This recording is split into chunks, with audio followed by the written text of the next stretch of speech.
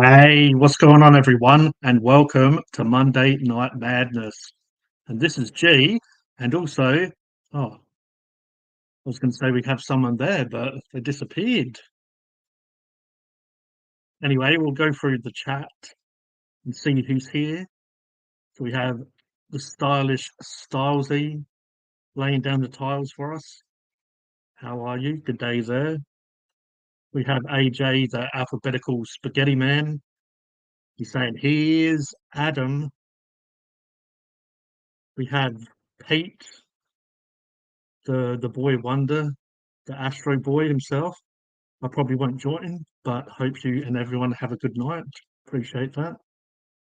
We have some crazy geek, some Dr. Funkenstein in the house. We have the king of the bronies himself. Damn was beaten again. Oh, I guess if you're into that, or if you're not, I apologize. Also, we have the king of the ocean. He makes Aquaman look like he's nothing. We have Roger the pirate. The smooth, relaxing countdown music. The countdown begins. It does. We have Chris in the house. Evening, and how are you? Thank you for jumping on and having a chit chat. And we also have the man of the shed, the spaceman Mark. He is. Hello, everyone. Let's have a mad time while I lurk in the background. Let's have a good old mad time indeed. We have two people in G, and we have nine people in Funkin' Hungry. So welcome everyone. How are you all? I hope you had a good weekend. If you didn't watch Up Late with G and Friends, we had Spaceman Mark and Roger the Royal Pirate in the house as the co-hosts, holding it down the ship or the round table with a rectangle desk. Yeah, how is everyone? How are we all? It sure has been a bit of a mad Monday for me. I I had to get a lot of stuff done, let's just say, and Christmas coming up. So it was a bit of a mad rush to get here. I actually made sure that I'd done everything on time though, so I was sitting here twiddling my thumbs and waiting for the countdown to begin. So I'm just going to share this as well around, even though we are doing the old multi-stream of madness. I will make sure that I turn this down and share it and say that I'm live. Oh, there you go. But I do have a little beer. Just normally I don't drink during the week, but after today, just need something to chill out a little bit, chillax.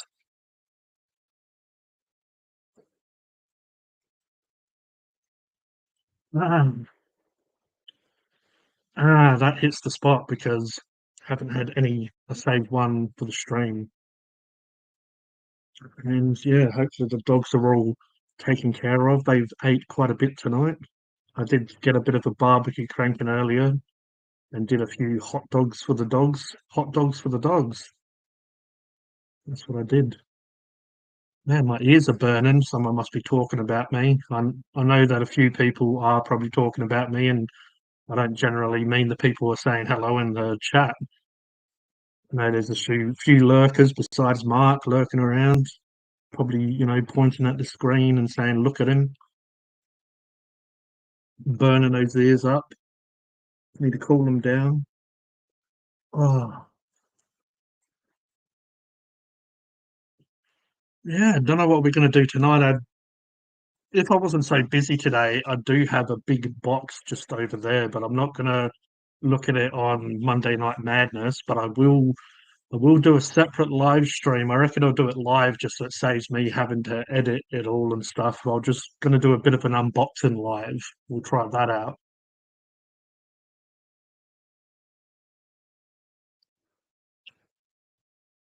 But we'll do a unboxing live. And when I do that, it won't be a typical sort of live. It won't be what I normally do. I'll just kind of go into review mode or unboxing mode So people can join me, they can talk in the chat, but I won't necessarily be just obviously chatting, and I won't be necessarily checking the chat and speaking to people. Instead of doing a pre-recorded video, I will do a live version. So what I'll do is just get the big old box and look inside. So yeah, this was going to be, I guess, a bit of a surprise, but people that watched the live will have a bit of insight. But yeah, I'll do an unboxing, and you'll get to see a few upcoming reviews of the stuff inside it. I did do this probably around this time last year, an unboxing, and I just went through all the stuff that you saw this year. You saw me review over the year, so I do have a few little items in there. A few little bits and pieces are just for the pantry, or you can see what I've got, and I do have a few snacks and whatnot to do a bit of a review on. So that will obviously be on Funkin' Hungry, the channel. I will most likely just do that on Funkin' Hungry. I won't really do. I'll do a multi-stream, but I'll just do it on Funkin' Hungry Facebook, possibly Instagram, Funkin' Hungry, of course, and Funkin' Hungry, the the YouTube page. I don't know, maybe even TikTok. I don't know if you can. I'm pretty sure I can't go on TikTok until I get a bigger audience. I don't really push TikTok. Yeah, you'll be a bit of a multi-stream, but a Funkin' Hungry one. So yeah, that's something that will be coming up possibly tomorrow. I was going to do it on sort of Sunday or today, Monday. Yeah, just been super busy with stuff, so it didn't happen. No, I am not point fingers and saying bad things about, and I am not playing with my dolls. Oh, Miss Goosey, Miss Goosey, Miss Goosey. So we see a royal unboxing by King G. You sure will. That's it. Instead of doing a pre-recorded video, I feel like it'll be a little bit more fun live, and I don't know. I haven't really done a review or an unboxing properly live, so yeah, some people wanted to see non-edited versions of some of the videos, so I guess this is kind of that. Possibly, if people enjoy it, I might do like a review live. We'll see how we go. Obviously, the pre-recorded stuff seems to get a bigger audience over time. People watch it. The lives don't. They do okay, but I don't get as much engagement on the lives. Sometimes people in the chat, but not as many people in the comment section. So if you are watching this after the live, let me know in the comments below. Say, I don't know, some random stuff to me. Oh, we have someone on Funkin' Hungry Facebook page. So welcome. But yeah. So Monday Night Madness just has definitely been a little bit mad. Let me know how your Monday's been. Has your Monday been as bad as mine?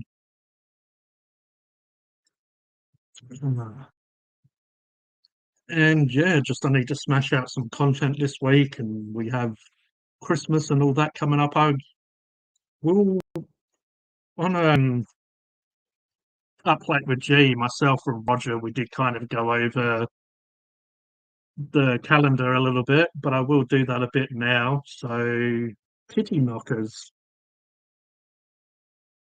I remember Tommy Knockers. Do you remember that film? I loved that film as a kid. Try to watch it as an adult, and it's not as good. Like the dialogue or the acting is not as good. But yeah, as a kid, I like some weird stuff.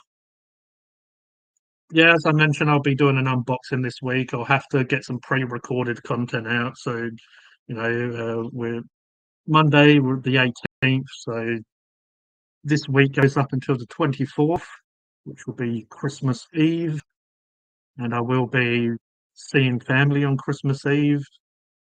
But the day before is the 23rd of, so it'll be up late with G. I don't know how up late will be if I have stuff to do the next day, sort of early morning, lunchtime. But yeah, we got that in our schedule. So that's the 23rd, will be Saturday, the up late with G.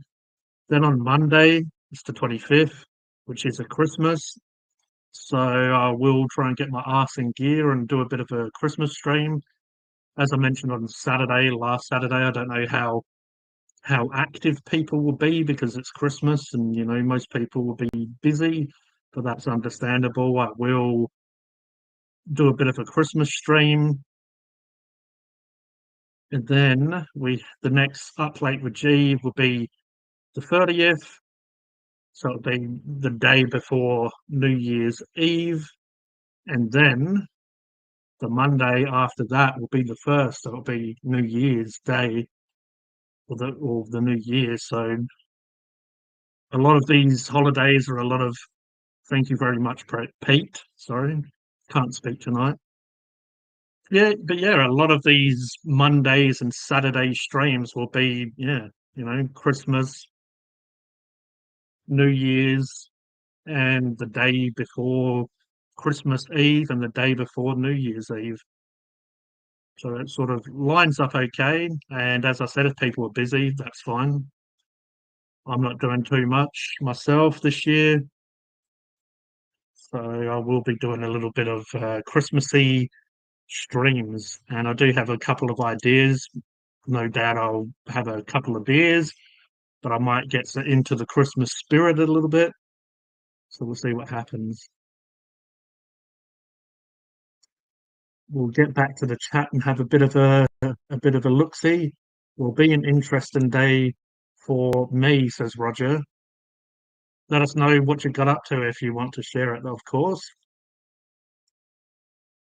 And yeah, Pete said, cool hat. Appreciate that, Pete. And Stylesy says I won't be busy on Christmas or New Year's for that matter. So we'll have Stylesy, he can join us on stream if he wants, but I know he's not the most comfortable on stream. So if he just wants to be in the chat, that's fine. But I will come up with, I don't know, I'll see what I can see what I can get up to. I do have a couple of little ideas. But yeah, we'll try and get in the Christmas spirit. And on New Year's, well, it'll be New Year's Eve. It'll be, the Saturday, the day before New Year's Eve, and it will be on New Year's. So we'll see what we can come up with on those days. See who obviously is available to possibly join me on the panel. Yeah, just putting it out there. If anyone isn't really getting up to much, feel free to join us. Join us on the Funkin' Hungry /G pages and YouTubes.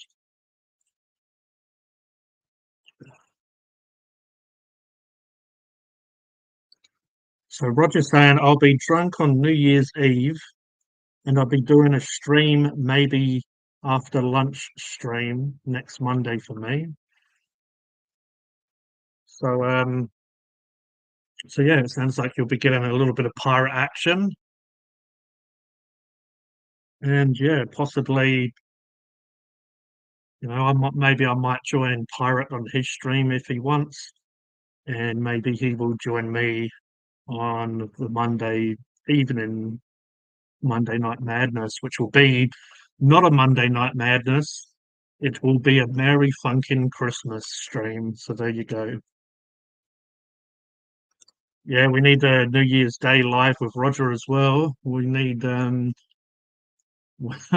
we need the Hangover stream, the Hangover Pirate stream. Hungover. But yeah.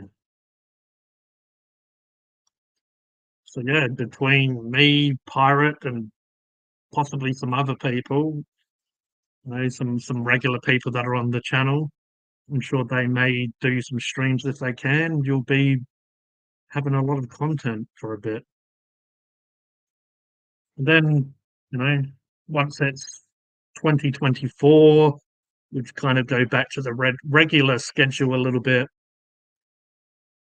But I may as well sort of spread out some of the streams. So I'll be doing it on Funkin' Hungry, the G channel, and if anyone's interested in like hobby talk and painting, I will be trying to push and possibly monetize my G the Hyper Sapien YouTube and stuff next year. So I will be trying to do content a little bit more on there. So we'll see what we do. I do need to do some videos before the end of the year though, so I've got like 2 weeks to get out a little bit of content.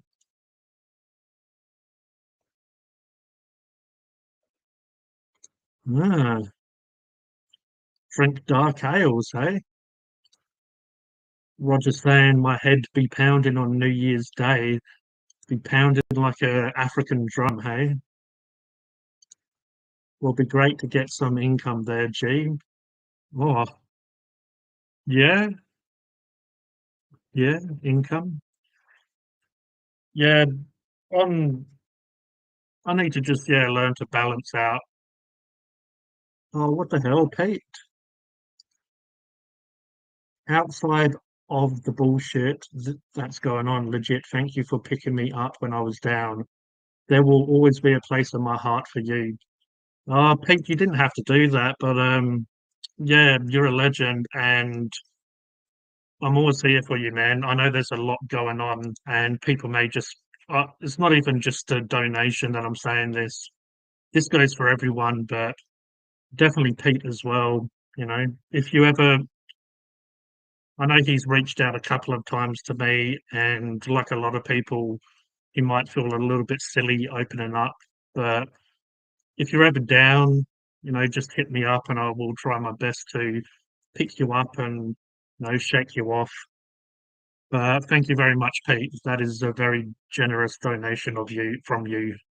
And yeah, just to everyone, I I apologize for all the silliness that has been happening lately. It is all unfortunate and a bit shit how stuff has turned out. But some people asked me if I was gonna try to make up with any people that I had issues with, but unfortunately, I did try. I tried before it got as bad as it is. I tried to sort it, and no one really wanted to sort it. Instead, they just wanted to try to attack me in various forms. But besides that, it's just time to move on from all the people that I've had issues with and hate. If you ever need me, just reach out on Discord and we'll have a chat, man. And thank you very much for that one and the last one that you did on the weekend. You don't have to, and I can't really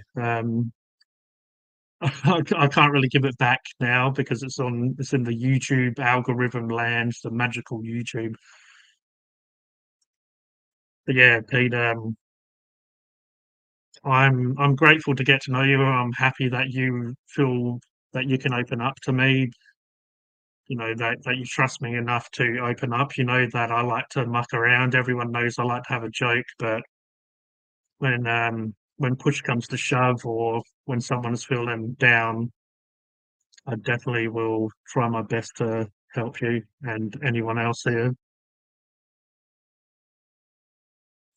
And yeah, that's why I tried to sort any issues. And people was a little bit sus of Pete because obviously he knows people that I've had issues with.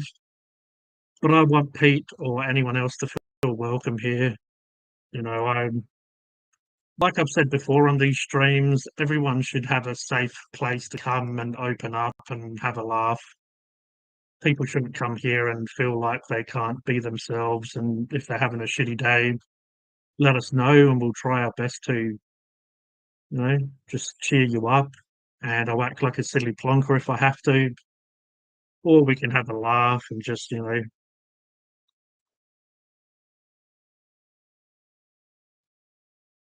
the old Stylesy, everyone's saying good on you, Pete. No need to apologise, G. Life can be unpredictable sometimes, but you got to do what you got to do sometimes. Yeah, I mean, I think I've just learned over time, when you have a fight with someone that you care about or you have a falling out, sometimes it's hard to pick yourself back up and sort of know what to do. But I've fallen out with people in the past, and sometimes it isn't. Sometimes it's not falling out by having a bit of an argument. Sometimes it's just people drift apart. Sometimes it's drugs. Sometimes people have kids or get in a relationship or whatever, whatever. and people just slowly drift apart. Someone that you thought would be in your life for the rest of your life or be in your life for a long time, just for whatever reason, just sometimes you can drift apart in it. So my point is, when that happens for good reasons or bad reasons, I just try to just move on and not sit there and lick my wounds for too long, because otherwise, if I do that, I'm just gonna, like I'm gonna neglect the people that are still in my life, if that makes sense.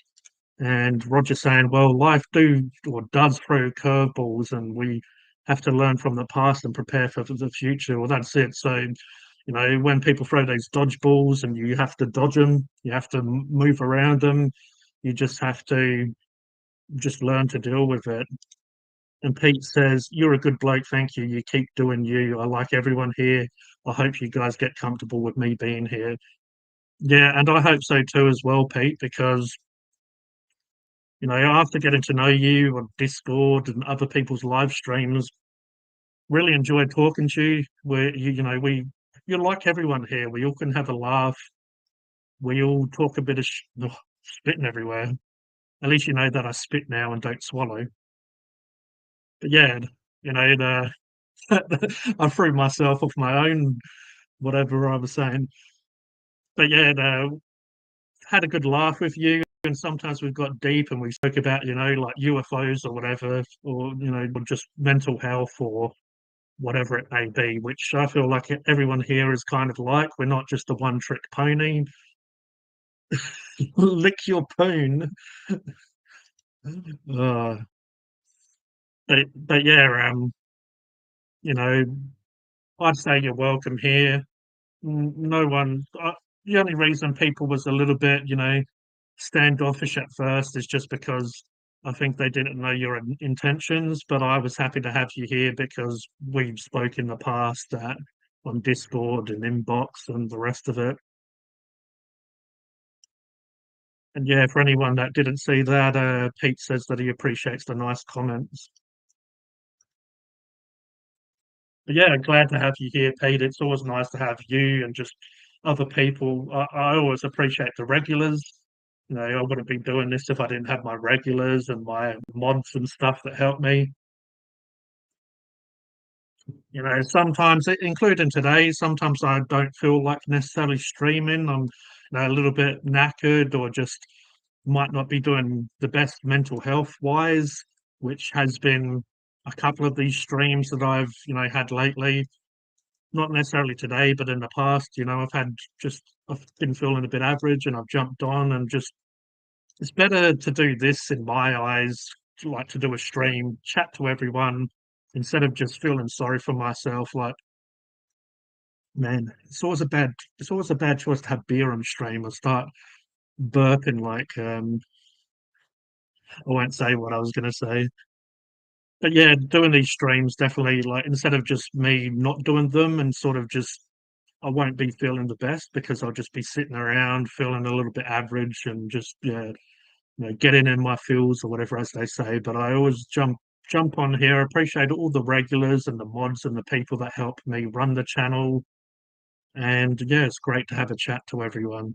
I know some people just watch, some people aren't comfortable like writing in the chat. So hello to all of them. I appreciate people that watch, and some people tell me later on that they watched and they enjoyed it.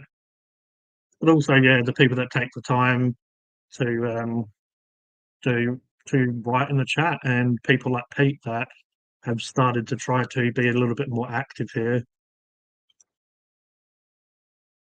We are a great bunch of awesome people here, and our mighty leader, King G.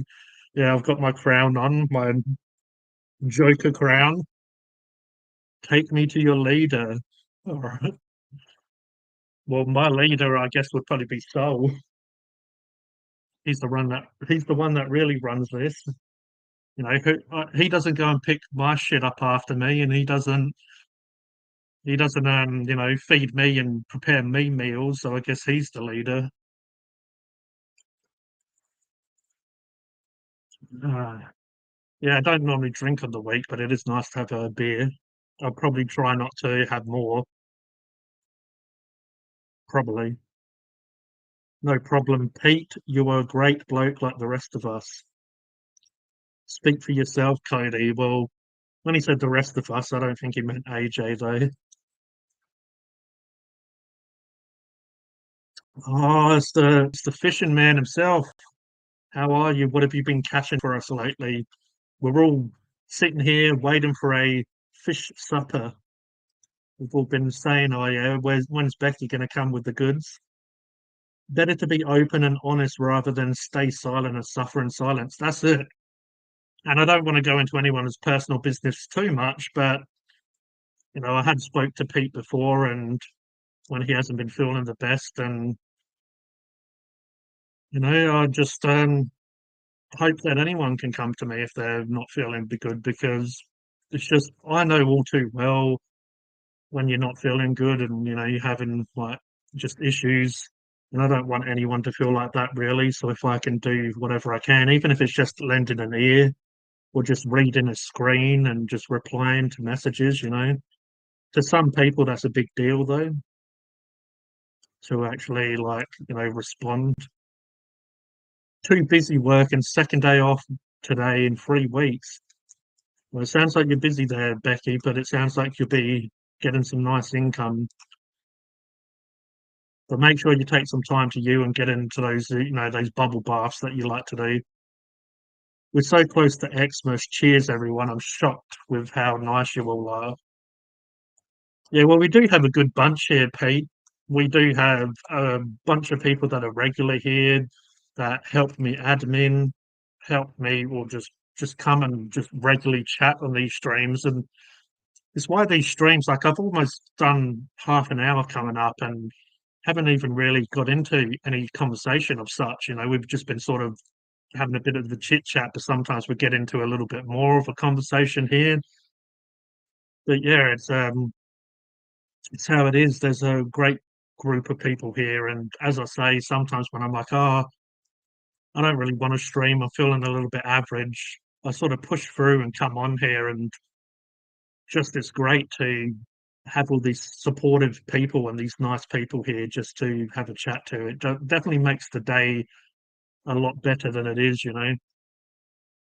Like I just had a quite a stressful sort of busy day, and it's nice to just jump on, have a beer, have a chat to everyone, catch up and see how everyone is and plan a little bit of the future streams. You're a nice man too, Pete, and very generous and kind-hearted man too, Pete.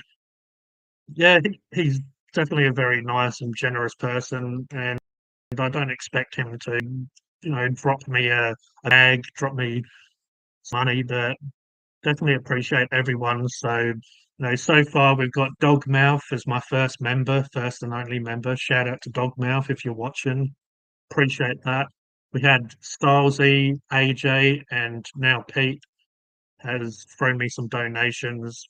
And yeah, I love and respect you all. Thank you very much for know, supporting me, but also feeling like I deserve to have a bit of money thrown my way. I'm the type of person that is a little bit. I find it a little bit hard to accept money, accept presents or money. I don't know why. I'm a bit more of a sort of a giver than a taker. You know, it's just people have gave me some donations like before I was monetized as well. A couple of people have gave me donations, and if they're watching and they know who they are, I didn't just say, "Oh yeah," I sort of like, "Are you sure?" And just find it yeah, a little. I don't know. That's my own problems, I guess. I guess I still as well like still it's a little bit hard to get into the I'm a YouTuber and I'm monetized and stuff now. But we do have the Ghost of Christmas Past here, but the camera's not on. But I'm sure it will be soon once they fire up there. Ah, we do. So we have the Ghost of Christmas Past is joining us tonight. A little bit earlier than usual, but welcome. Well, G'day, g'day. How is G and everyone else? yeah, we're doing pretty good. No one's complaining yet, and well, I've complained a whole lot, but I thought I was the ghost of Christmas present, not past. I saw P, like it's cut out. It's got to Christmas P. Maybe Oh, righto. Yeah, yeah, I see it. Yeah, Christmas present. So yeah. my bad. It's maybe we'll have the Ghost of Christmas Past join us at a later stage, We might like do. maybe closer to Christmas. G'day, Cody. G'day, Stylesy. I hope everyone is well. Yeah, I've just been sorting a few things out. We got a offer through the email from Telstra. G'day, Pete. How you doing, mate? Roger. He's Roger's the king, of course, of all land and sea. The King of As Kings. Yeah, as you said, he beats Aquaman hands down. Yeah, I think the prawns don't listen to. From what I've heard, the prawns don't listen to Aquaman. They say, no, no, you're not the pirate. That's it. Mm. No, we got an offer from Telstra. We can get fibre to the node to the premises for a bit of a special offer, and Okay. um, tried to sign up for that. And of course, you click on the email, and then it wants you to sign into the Telstra app on your phone to make sure it's you, and then go Yeah. through and it's not just a straight process. It just Mm. yeah, it's and then of course as soon as you open the app wants you to allow it to connect to Bluetooth devices, and you can't do anything until you either say yes or no. And I just cancel that every time. And then within minutes of using the app, and I mean minutes, you get another thing. How you can give us a like, or how are you rating the app? Is it easy to find what you're looking for? It's just God, it'd be easier to find if you stopped annoying me. yeah, exactly. I guess at least it's not as bad as Optus. You know, with them getting hacked and stuff. That's probably why they want you to verify all this stuff. Because Yeah, I'm with Vodafone and it's kind of the same. You can't do like the old days, just go onto the website and put in your details. You have to have a verification sent through email or phone, and then you do that, and you have to do all this stuff. And yeah, there was a meme or a cartoon meme I saw a while ago, and this I think it was an elderly lady or gentleman represented, and they're talking to this person in this kiosk or something, whatever, and they said it's easy. All you have to do is go online, download the app, log in, do the verification, then transfer the money by BPay or something, and it just summed it up really well that you know we have these modern devices wherein these modern devices are supposed to make it easy for us, but exactly that. You got to get with all the online. running around. Yeah, you got to get it. You can't just buy a ticket anymore to go on a bus or a train. Oh, you can, but yeah, it was when I get things like that, I should save them and repost them later because they're very apt. They're very timely. Yeah. Just got to read some of these comments. I Yeah, read mate. a bit of AJ's and it made me chuckle a bit. I think we're all a nice bunch here because it's what G commands. He treats us well and with dignity and makes us all who are so different feel welcome and have a voice. At first, I thought that was going to be a piss take, but yeah, I've said it to AJ before and I've probably said it to other people. A lot of us here are different for whatever reason, but I like different. I don't It's not that I don't like people that are normal, but I like people that aren't quite, just your regular copy and paste person. I like someone that has a bit of character to them, and that's what makes everyone individual. Just purchase my coffee cup. Hopefully, you get most of the money. I do get a little bit of a kickback, so thank you very much, Becky. I appreciate that, dude. So these companies, because they do the printing, they have the product, they do the shipping. So I do get a little bit of a kickback afterwards. But I'm happy with that because otherwise, if I didn't go through that, I'd have to be making the product, doing the shipping, going to the post office, and so it's a nice little service, so I don't have to do all of the running Mm. around. And this is the one that I was trying to keep serious for, and makes us wet our knickers with laughter. Thank you, brother G. And Roger's doing his mathematics down there. G will receive dollars. I don't know. I wouldn't mind that amount, but That'd be nice right now. yeah, I know a certain person probably thinks that he's going to get that amount from Yeah, monetization. yeah, yeah. Thought like it would be magically turn into a millionaire. He must have been watching too much Jake Paul or Logan Paul or whatever it Paul, is, yeah, and yeah, or Mr. Beast. Yeah. yeah, thinking he's going to get like burger shops and chocolate bars and all the rest of it. But yeah, I'd, there you go, uh, everyone. I'd like that sort of money at the moment because the amount of money we're spending or is going out the door at the moment with the renovations going on, it's just crazy. Yeah. So, Yeah. Mm. and everything's going well. Not everything's going well. Um, I probably shouldn't say this on an open channel, but one of the people we've engaged he's one of these people that has an answer for everything. No matter what you say, his answer is always better or right. And yeah, it's not sitting well with us. Because with your situation, you have to because you're not you've got to use a few different companies because you're obviously doing like concreting and electricals Yep, and yep, it's just super annoying where people don't want to just like play nice together. That they don't want to work as a team, yeah. and they Well, just like mm, the electrician has been great. He's really good, knows his stuff on the ball. And at the yeah, last minute, we decided to ask him to put data cable in because he does that as well. And technically speaking, you should separate the data and electrical. And I don't know why. Probably because there's interference or something like that. But they're all in separate conduits, and it's in it's in 600 millimeter of ground, 600 mil deep, and then it's covered. You cover it within about 200 mil of the conduit. Then you put this tape on top so that if anyone ever comes along again and starts digging up the ground, they get to this tape and they know that they're yeah, within a couple of 100 mil of an electrical situation. And yeah.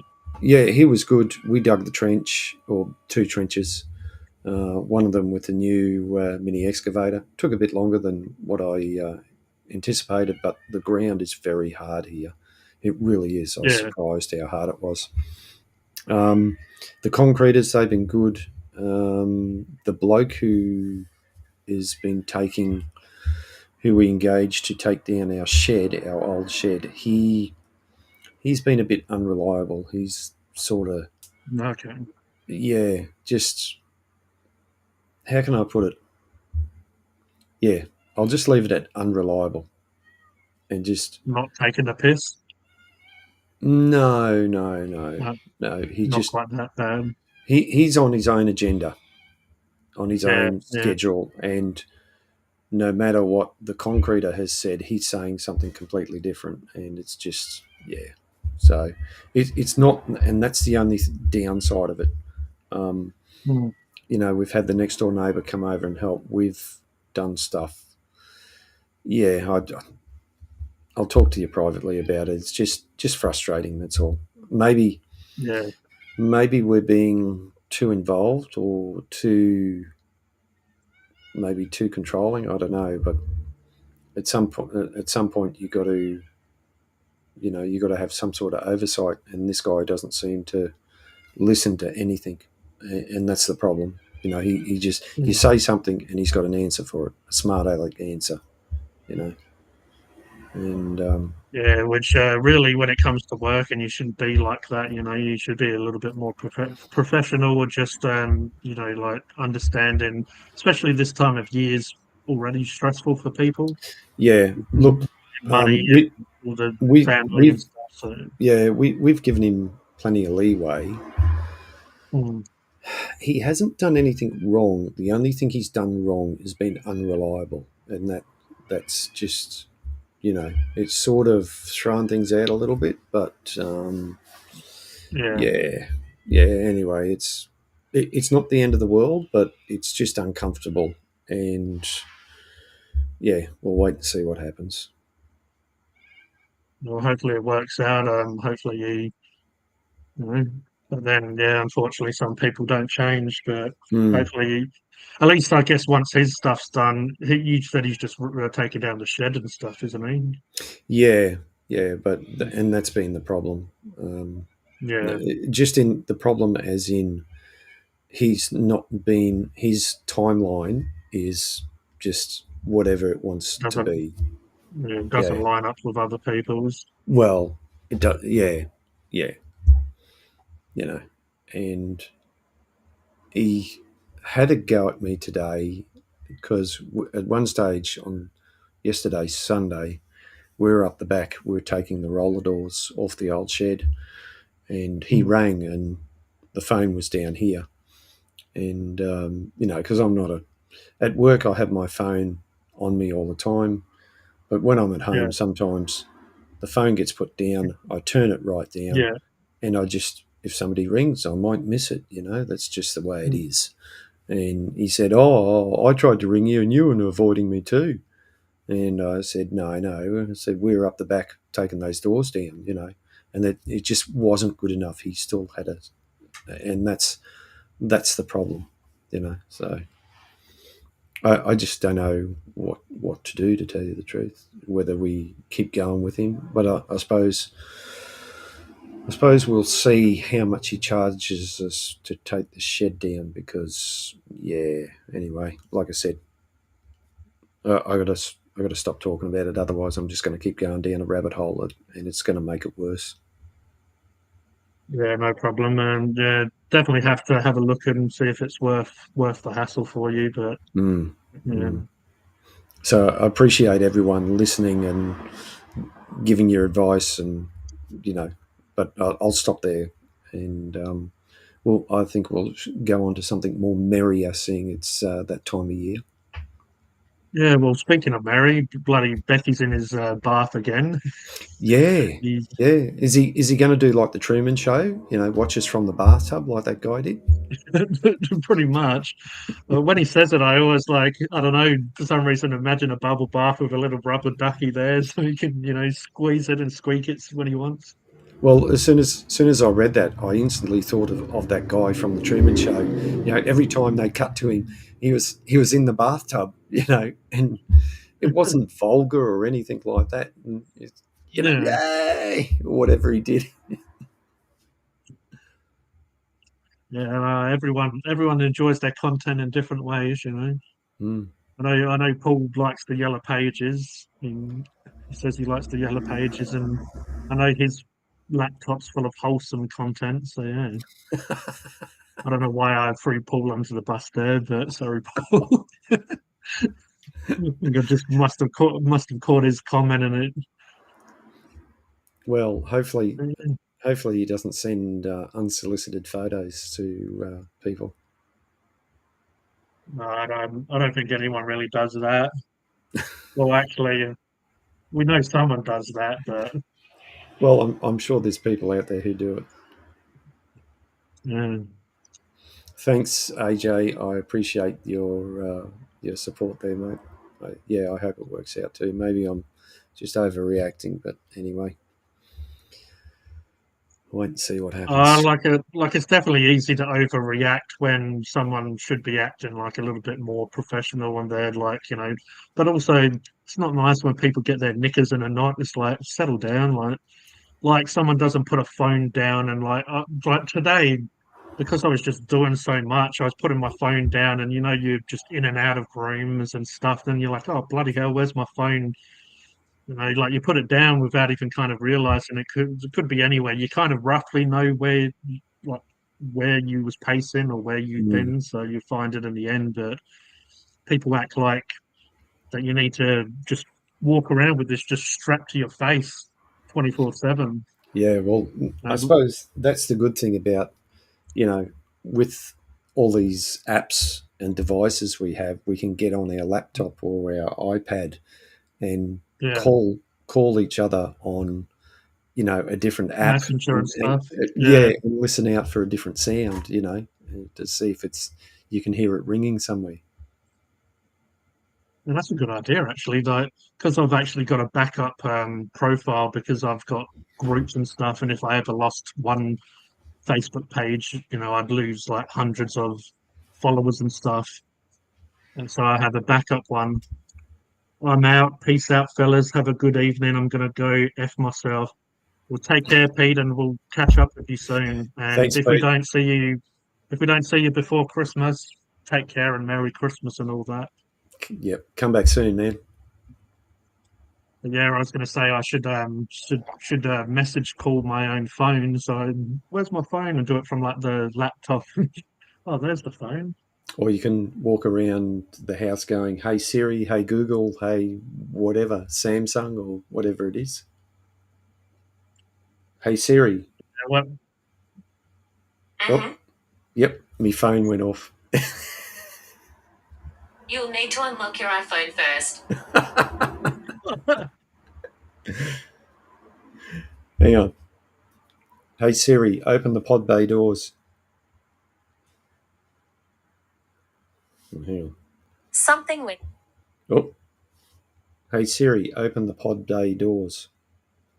It's already open, and it's getting a little cold in here. It's kind of a little cold in here. Yeah, Well, she want you to put a phone cover on her. yeah, no. That's from 2001, The Space Odyssey. Where he's in the capsule and he turns his head and says, "Hal, open the pod bay doors." And he used to say that to Siri, and she would go, "Oh no, not that again." That's brilliant. Yeah, there was. So, sorry to cut you off, but yeah, I'll No, be you're right. streaming Saturday and Monday. I don't know how long and stuff like that, but they'll get back to sort of the more regular schedule. But on Monday or Saturday, I might not go as late as normal. So, probably a couple of hours at least. Maybe not like 5 to 7 hours that sometimes we do.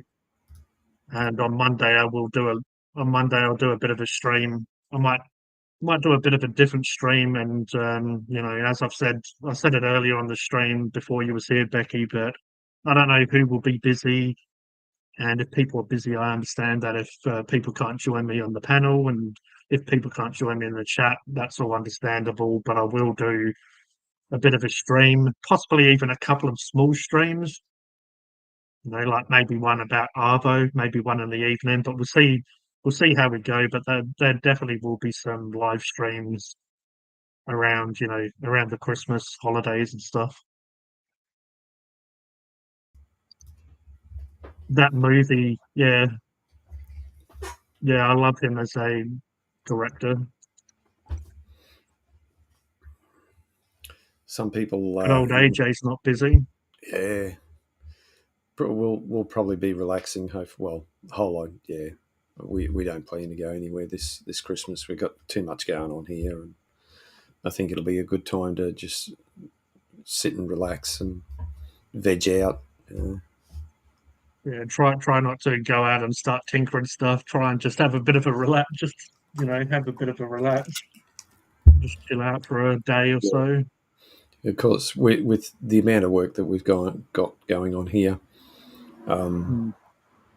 the place is a bombshell sort of thing, and it's just all over the place. Tomorrow we got more concrete going down, so we've had Yeah, one pad done today. We've got another one going down tomorrow, and that should be it then. There'll be no more concreting after that. That's everything done before Christmas. So happy days. yeah, no worries, Becky. That's good. Be good just to chill with a few people. Yeah, because I'm not doing anything on Christmas Day. I'm seeing my sister on Christmas Eve, and we haven't sort of scheduled when I'm seeing my brother. And then my parents are seeing my brother in Western Australia, and he lives there with his family. And yeah, won't be doing too much on the actual Christmas day. Probably Yeah, throw a shrimp on the barbie, and you know, yeah. maybe We haven't made any plans, and um, mm, we might do something, but usually we used to run around all over the place, and we just don't do it anymore. It's like yeah, the, it's not that we don't want to see family. We catch up at other times as well, so, and we're in regular contact and that. So, and there's we really don't give presents anymore because most of us have got everything, and yeah. you know just probably just catch up and be together. That's probably the best thing to do. Yeah, well, sometimes the whole gift giving it just adds more expense and stress to stuff. But I did get my niece and nephews, got a few of them now, but got them little gifts, and I did get a little something for my sister and brother and stuff, just because I don't know, I'm one of those people that feel a little bit bad, but it's nothing special. Look, It's just a small gesture. and that's you know I think out of what, even thinking back to when I was a kid, at the time I didn't think I was getting enough presents, or I thought I needed more or something like that. But I got way more than probably what I needed, um, and I'm sure that your nephew and nieces are going to get presents from their parents and other family members too. So you Yeah, even a small thing from you is just you know just as thoughtful as anything else. I think at times not all, some kids are just spoilt too much with too much of everything. Um, mm, and there's plenty other times when kids get stuff throughout the year, and we tend to forget about those things. There's birthdays and just other times. I know with my wife's two grandsons, every so often when we've taken them out to an event, we usually buy some sort of toy, nothing expensive, just yeah, something. And so mm, there's then, and there's Easter, and then there's, not that you get presents at Easter, but you know, there's chocolates chocolate or and whatever. Yeah, yeah, and if they go to McClackers and they get yeah. a Happy Happy Meal, Meal. Yeah. there's a toy or something in there, and they get a lot of Mm. fun out of that too. So And it's not a present, but I know I know a couple of my nephews. They like it when it's other people's birthdays because they know they're going to get some cake as well. So mm, that's like a bit of a exciting for them. They get a bit excited because it's someone else's birthday and they like the whole celebration, and then they know they're going to get a little bit of cake afterwards, and that always puts a smile on their face. I mean, if I like I must be, I'm a big kid at heart. I like toys, but I like toys that you can sit on and drive. And I bought Yeah, one of those recently. yeah. As I said to you, it's like you're doing the real life little, a truck that has a car that puts inside and all these different. Yeah. Yeah, I agree with AJ. He's saying I get more satisfaction out of giving than receiving Mm, gifts. Yeah, I'm yeah. kind of like that as well. It's nice to see the happiness and joy in someone else. Definitely. Yeah, well, the old shed that we pulled down, the timber one, that's given us good service since we've been here. Um, Most of that has been given to the next door neighbour because he can get some use out of it. and he Yeah. came up and gave us a hand to pull it all down, or pretty well most of it. There were some other bits we're a little bit sorry that we gave away because of what happened. Nothing major, just little instances, you know. So, Mm. look, we could have made some money out of it, but we decided to have it removed by someone and taken away, and they get the benefit out of it. Was that the right thing to do? For us, it was at the time. It was the right thing at the time. You reflect on it in hindsight, and you think, "Oh, I should have, we should have kept that and gotten rid of it, but or sold it ourselves and made money." But we had some rocks here for ages, and we put them on Facebook Marketplace and got rid of them in no time flat. We didn't charge for them. The guy just came down exactly what he wanted, loaded up his ute, and away he went. And that solved the problem for us. We needed to Yeah. get rid of it. We needed to get rid of these rocks, and this guy, it worked out perfect. So sometimes you got to give to gain, so to speak. Yeah. Yeah, and sometimes there's a lot of hassle with people asking questions and trying to bargain when it comes to money Yeah. wise. So it is easier, and sometimes you get, it's like just giving to someone, that they're going to get use out of it, and like they're going to be happy with it. So sometimes that's the way to go. Mm.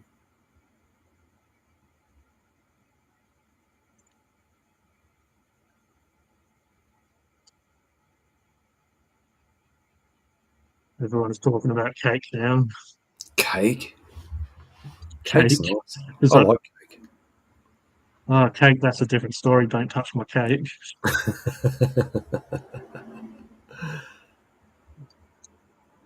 Now they're starting to have a bit of an argument. He's saying you've got to share your cake, and he's saying no. So What's that old saying? You can't have your cake and eat it too. yeah, definitely, hey. Some people. Apparently AJ can. Well, what? Mm. I stumbled across a channel the other night on YouTube, and this guy in Los Angeles, he listens into the police frequency, and Okay, yeah. he was doing it live, and see if I can find it again. Probably can't because he might be on yet. And yeah, he was doing it live, but at the same time, he's driving around the streets of LA, and every so often Yeah. he'd stop and help homeless people, like give them some blankets or water, bottles of water, and he he had like 5,000 people watching at one stage, and then it dropped down to about 4,700, and it's just incredible. And all he's doing is just driving around, live streaming from his phone.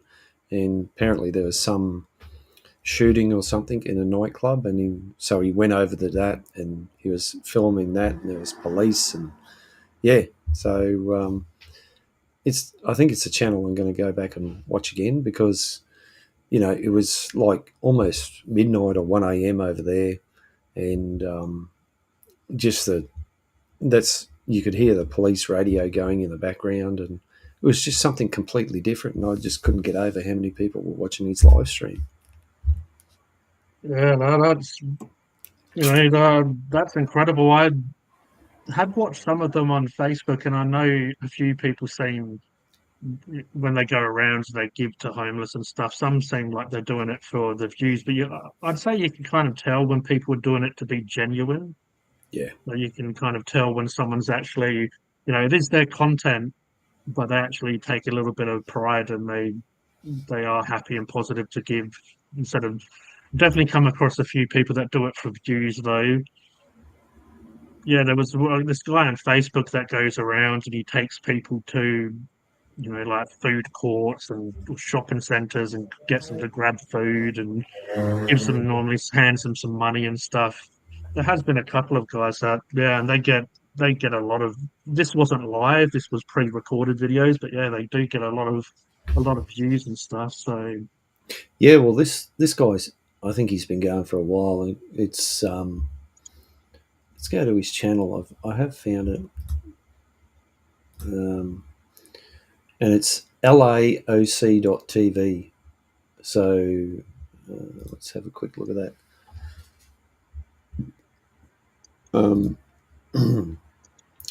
Yeah, Los Angeles, Orange County, live breaking news. That's what it is. So, and there's videos you can go and watch, or I think, yeah. So he must be coming online soon again, but covers all sorts of things, especially over in America. In Los Angeles and Orange County area.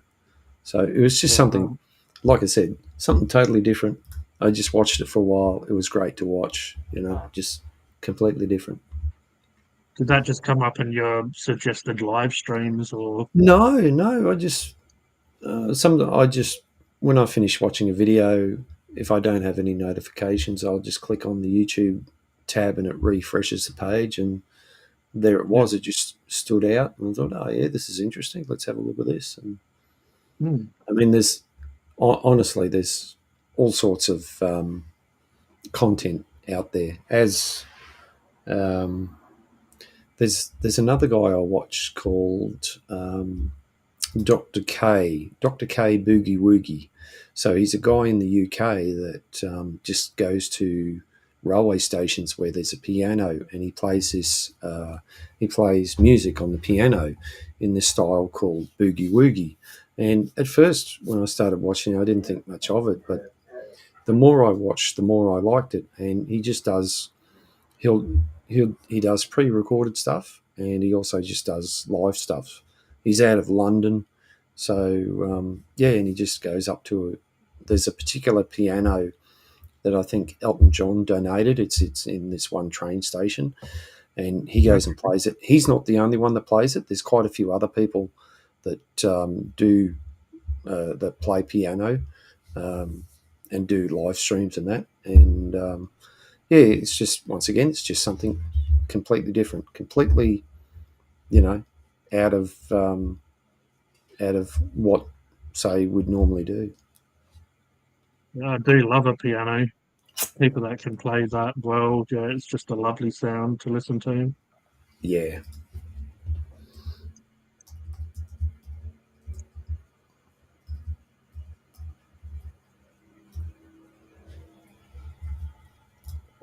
He also does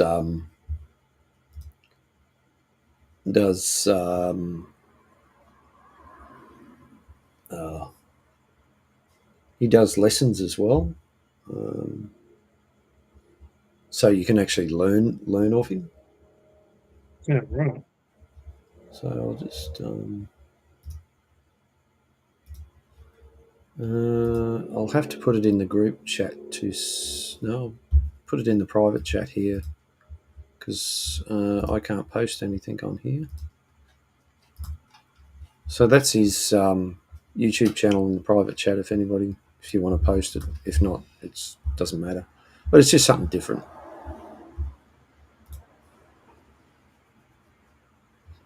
No, I watch quite a few things actually. I probably watch more YouTube than anything else. I don't watch a lot of normal TV these days. Yeah, I haven't for a long time, besides, movies and streaming services and stuff like Yeah, that. well, yeah, and that's usually lately I've been when we sit down for dinner. I haven't done it lately, but most of the time I'm going back and watching Futurama again, and that's through Disney Plus. Because when I got to watch it, I did enjoy it, but of course there's always something you miss out on, and there's a lot of hidden gems in Futurama as well, just stuff that you've got to be quick to see. Yeah, it is done really well for a sci-fi Definitely one of, if not the best sci-fi cartoon of that style out. It's just so random and funny, but it's obviously very sci-fi as well in ways.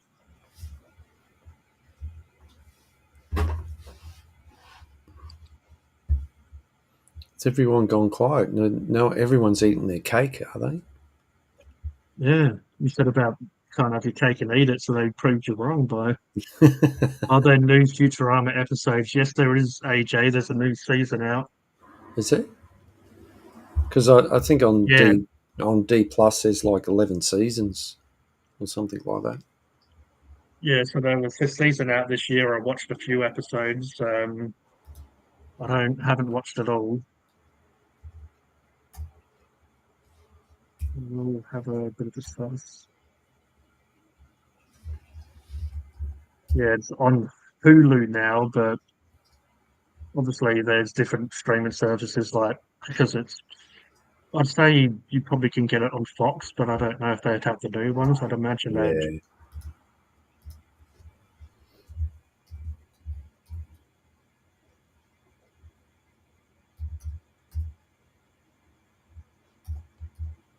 So Futurama.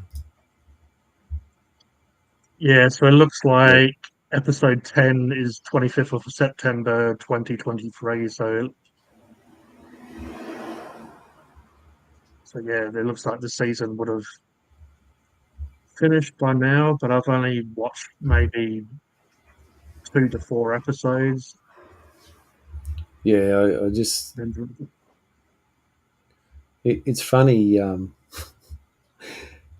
It's amazing how many how much stuff. A lot of this stuff. There's some people. There's full episodes of various things on there, and yeah, Futurama is no shortage. You know, there's full episodes of like even Phileas and Ferb. That's a funny one to watch. I used to enjoy watching that. But the one I suppose I really enjoy is Pinky and the Brain. Um, I, yeah, didn't you do a quote to me the other day about taking over the world or whatever? Is yeah, that a yeah, Pinky in yeah, the Brain one? yeah, yeah. When I saw that post, I just that instantly came to mind. And did you get any other reaction or comment from it, or just me? I reckon it was just you. Maybe you scared everyone off. But so yeah, to answer AJ, Disenchantment. Yes, I have watched it, and yeah, I haven't watched the recent one, but yeah, it's pretty entertaining. It yeah, I enjoyed it. It has the John DiMaggio who does Bender as Oh the yeah, king. yeah, He does the voice of the king in Disenchantment. So he has pretty much that very gruffy sort of voice. He does also Marcus Phoenix in Gears of War, and also he does Jake the dog in Adventure Time, which I don't really watch, but I know he does Jake the dog in that. But yeah, it's not too bad. I mean, wouldn't really say it's as good as like Simpsons in its prime or Futurama or whatever, but I mean, it is a medieval type series. It has like this little devil who's a very, very cool character. But yeah, it's he's. decent enough. I'm just looking now that there's a short there uh, behind the voice of Bender, Jake, and the Joker, the cartoon. Yeah, he's done. I think it was only one Joker he's done in like an animated movie, but yeah, I definitely like his stuff. I like Gears of War. It's a video game on Xbox, and he does the main character, Marcus Phoenix.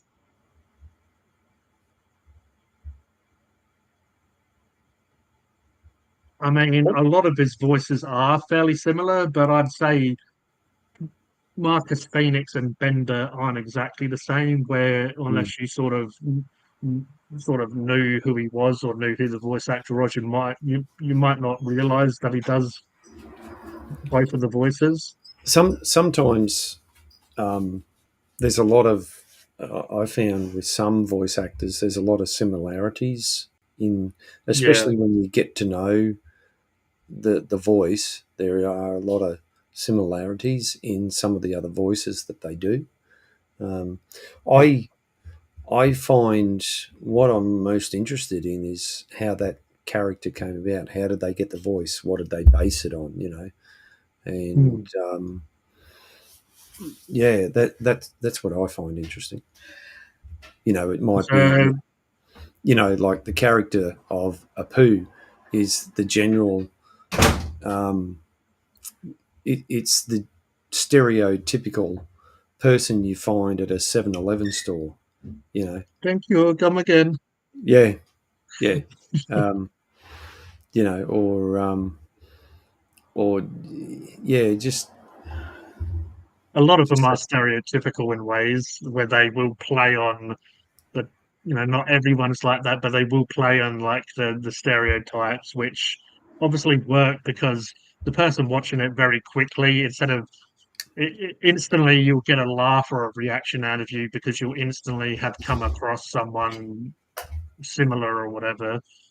And that goes for a lot of like Simpsons characters and even Futurama.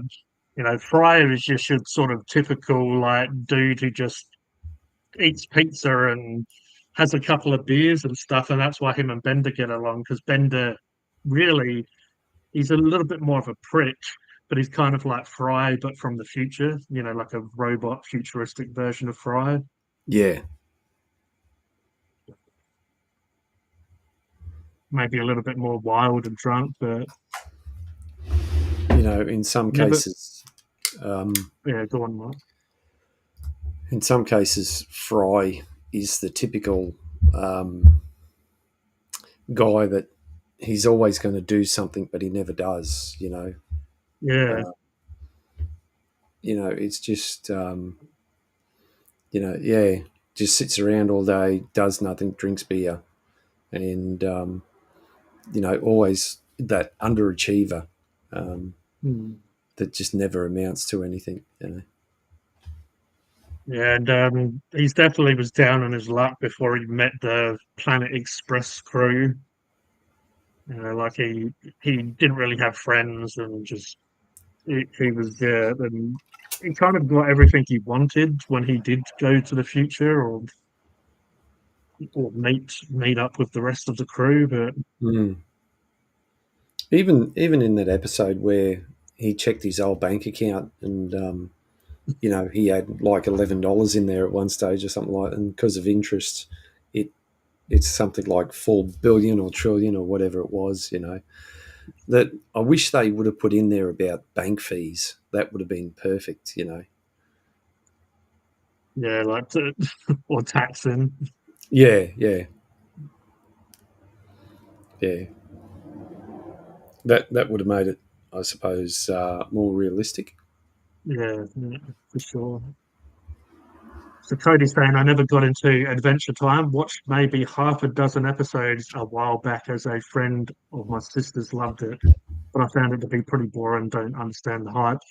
Yeah, I was a little bit like that. Like I watched a couple of them and it just wasn't for me. But that being said, I guess I can understand why some people might like it. But just a lot of stuff from the theme song and the songs and the characters wasn't didn't hugely get into it.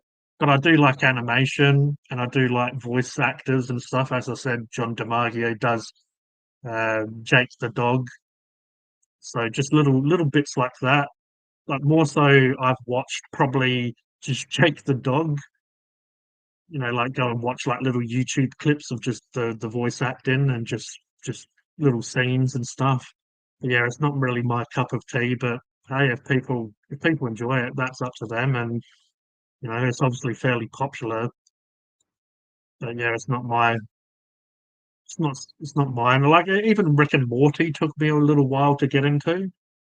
like I was kind of like what you were saying, Cody, with you don't understand the hype. I was like that a little bit with Rick and Morty at first. I probably watched maybe one or two episodes. Maybe I watched episodes that just didn't really, like they didn't really do much for me. And then just as time went on and I tried again later on, more seasons down the road or whatever. I just watched a few. I'm like, oh, I don't know, maybe they like a lot of cartoons. They need a bit of time for a bit of character development, or just for the voice actor and the animators and writers to really sort of, like fans when they react to certain stuff. Obviously, if it's really popular, they're going to lean towards that. Like if fans respond positively towards whatever it might be, they will lean into that. But it's funny as well. Rick and Morty was basically a rip-off of Back to the Future. Because Rick and Morty, it was like Marty and Doc Brown. It was because the creators actually did a bit of a sort of a Back to the Future animated, like I don't know, I wouldn't even call it a series. I believe it was just like a short film, or just. But yeah, those characters are obviously kind of like definitely a rip-off of those characters, which were quite obvious and open, but then they created their own version, their own characters from that.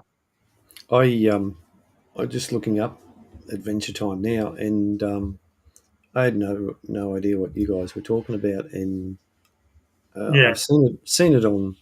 I haven't actually seen it on Cartoon Network. It's just yeah, and I've never got into it, So yeah. I don't know if it was my brother or sister that liked it, but yeah, it was one that I didn't get into. But if other people enjoy it, then that's all good. It is one of those shows that's very weird humor, very trippy. The mm. characters are just crazy. Like it doesn't really have like, yeah. Because I mean, if I show some of the characters here for anyone that doesn't know, like there's just a very mixed. Like this dude, I believe, has a lemon as a head, and it's just like one of those ones where What's the people who made it, are either very imaginative, childish, and not in a bad way, but or they just take acid or something, or drugs, because it's very colorful. It's very trippy. well? Speaking of trippy things, Teletubbies. Oh, my sister loved that. My sister absolutely loved that. So because she was younger than us, and a lot of times the younger, like you need to keep the younger one happy because she was quite young, and otherwise she might get upset and stuff. So we used to have to sit there and entertain her, and she would want to watch Teletubby, and she had the doll. The what doll was was about as big as her. It's like what Tinky was Winky, Lala, Dixie, yeah? and Poe. What And what was the fact I what know was that is because I've watched it too much. what was the other one on ABC that you put on for kids? It was on. I think it was one of those UK ones that, like, it was. I can see what it is, but it was one of those absolutely crazy things that you think, how do these people come up with this stuff? And I don't know. The one um, that comes to mind is Rainbow that had puppets, and it was like George the. I think it was like the pink hippo, and but yeah, I don't know. That was when I was a kid. That was quite long ago. Rainbow. yeah, no, no, Rainbow. It was. I should look at ABC, shouldn't I? Um, uh, it was like a bit like Teletubbies, but a lot different. Um, Okay, not Barney the dinosaur. no, not I, Barney. No, that's no. a that's another one that my sister got into, and now her daughter's getting into it because my mum recently got the Barney dinosaur for my niece, and it's the "I love you, you love me." It sings the song. She was scared of it at first, but then she just came around to it. Have to have to get her watching the Y Files and get her talking hecklefish. Oh yeah, Talking hecklefish plushie. not bananas in pajamas. That's another. No. That's another I'm on crazy the one. ABC thing now. I'll find it as soon as I find it. They probably don't do it anymore because Bluey's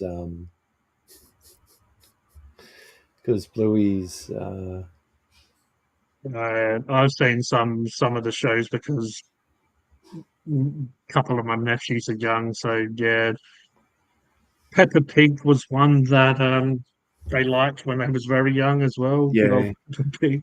yeah old Peppa Pig. It's still going. Yeah, Yeah. it's driving me crazy. This one. I think it. I don't think it was the Magic Roundabout, but it had something along. Oh, hang on, the Night Garden. Okay, Have you ever seen it? I'll have to look at it for. Yeah. Yeah, the Night Garden. Oh, Do you yeah. recognise it now? One of them has watched this. Yeah, man. Yeah, I Is that reckon my if nephew when he you was younger. if you watch that, you gotta sit there and shake your head, going, "What the hell? How did they come up with this stuff? Were they The funny thing honest?" is, the kids are like glued to it and like, this is so good. But then you as an adult is like, what the hell is this?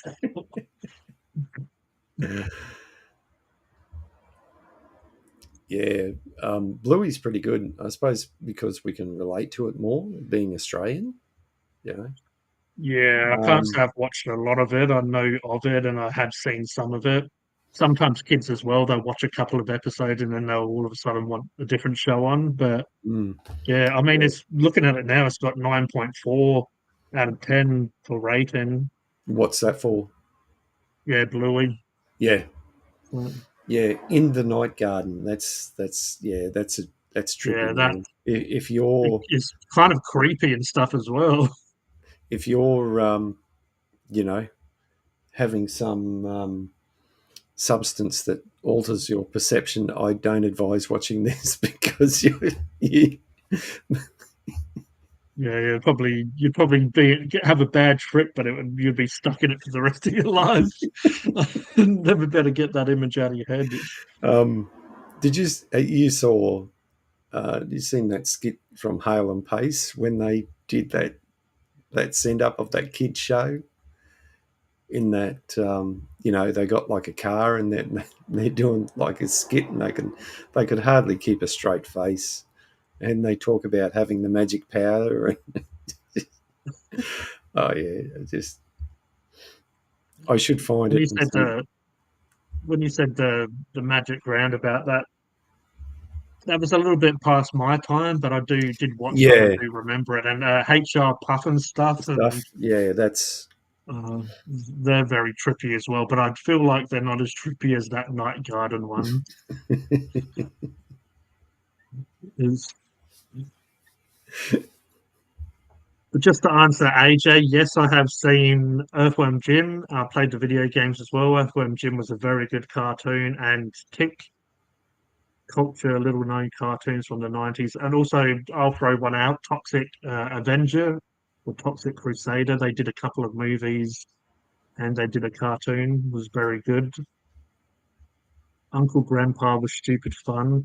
The Big Les Show is good. Yeah, that's I believe it's a YouTube show. Like it doesn't, but it's very Aussie and it has a little bit of swearing and stuff in it. But yeah, anyone that's in Australia could relate to the content and the characters like tradie type characters and Daros in the garden, Plinky Plonk Juice. Sounds like AJ watches it. Maybe it's one of his favorite shows. Can you remember what the first letter? Oh, that's when you were trying to yeah. figure out that. I literally love Bluey so much. Cody's saying my favorite kids cartoon at the moment.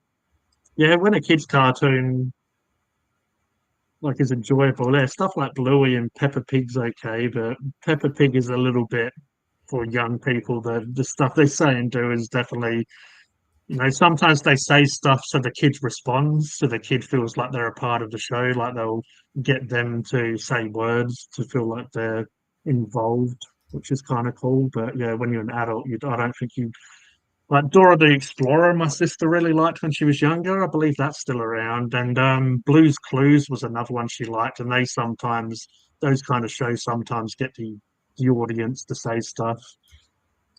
And when I looked after my sister when she was younger, like she'd sit there loving it, and all of a sudden you find yourself getting into it a little bit, like, oh, I almost want to jump up and say the word. Roger's saying he's old enough to remember the original Dragon Ball, Dragon Ball Z. That's an anime, if Mark doesn't know. And yeah, I love the original Dragon Ball more Yeah, so than all the new ones. that's one thing I never got into. Dragon Ball, even at the time when Teenage Mutant Ninja Turtles, I just didn't like it. Yeah, it's lucky I Um, didn't wear my Ninja Turtle shirt tonight. it's not. Yeah, I just never.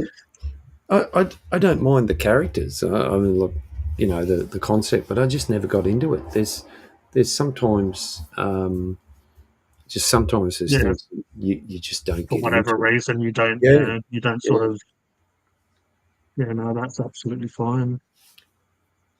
So Cody's saying when Bluey Fest was on 4 weeks ago, I sat in my armchair and I did not move from 8:30 a.m. to the time it finished at 7:30 p.m. Fair enough. Sounds Uh, like you had a good time. Hopefully you well, didn't wet yourself. sometimes we got to all chill out to something. So Brad is saying the gummy bears were great, gearheads on Juice, then joining around to the underground roller coasters, bashing ogres. I remember Gummy Bear being pretty amazing. That was I liked the animation a lot on that though as well. The way it was drawn. I like a lot of those old cartoons. They have a certain style to them. Roger Ramjet was giving kids Oh yeah, pills. good old Roger Ramjet. He'd take his, that had that typical American, you know, fighting for our freedom. You That typical American sort of all in, and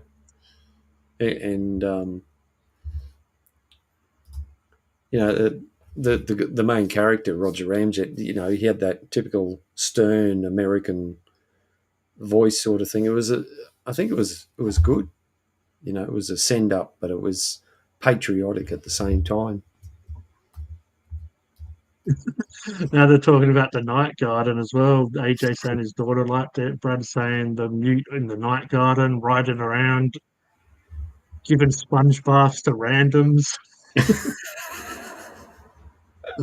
See, I've only watched a few, like when I've hung out with my sister and her kids, and maybe my brother and his son might have watched it a little bit. A lot of times they just go from show to show, so you sort of because Captain Underpants is another one that my nephew really liked. And from what I gathered, it was a teacher and he becomes Captain Underpants in some parts of it and like a superhero. I'm pretty sure after he used to watch it all the time, and I'm pretty sure my brother banned it for a while because I think it just got to the point that he was just watching it all the time. But I don't know, some of these shows. And it had Kevin Hart doing one of the kids' voices.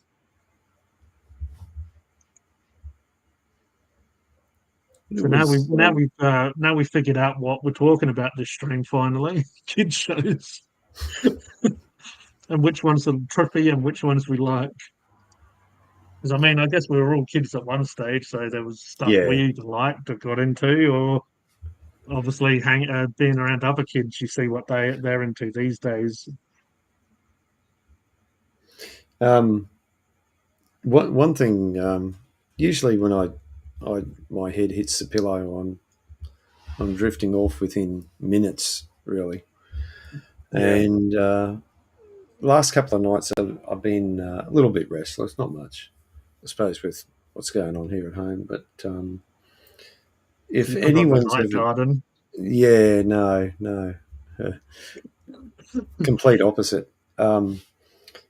There's a guy called Art Bell. He's a radio announcer. He's passed away now, unfortunately, and he was the original host of Coast to Coast AM out of America. And Okay, yeah. so he would start broadcasting at like midnight, Las Vegas time.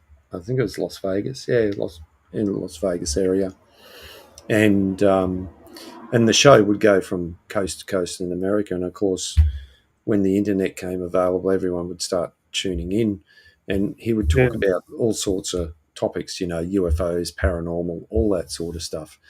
And he was one of these great storytellers, and just had that amazing radio voice.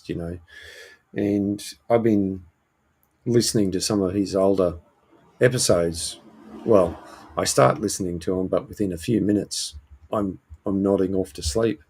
And but it's great to listen to. Just and he's only been gone a few years now. Unfortunately, he he had an addiction to opioids or something like that, and I don't think he Yeah. ever got any help for it, or from yeah, he never got any help for it.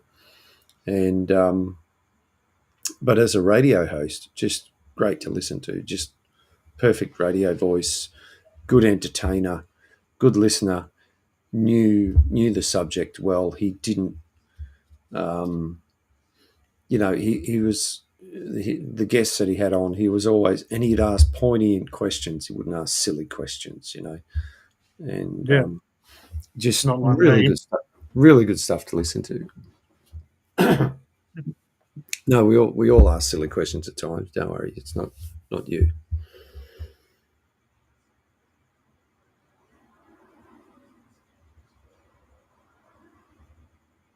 But yeah, I can't say I really listen to the radio anymore or whatever, but yeah, I mean, there are people that do a fantastic job at what they do when it comes to radio and talking and When I look back at, well, when I think back at it, when I was younger, mm, um, I was one of these kids that, I suppose it happens with a lot of kids these days. Well, no, it doesn't, because they're all looking at a tablet or looking at a phone. Um, I was bored, and whenever my parents suggested that I read something, I was just never that sort of kid to read stuff. And you know, there always has been a heap of stuff to either read or listen to, some sort of radio broadcast, and now um, entertainment on the internet in many ways, shapes and form. You don't have to.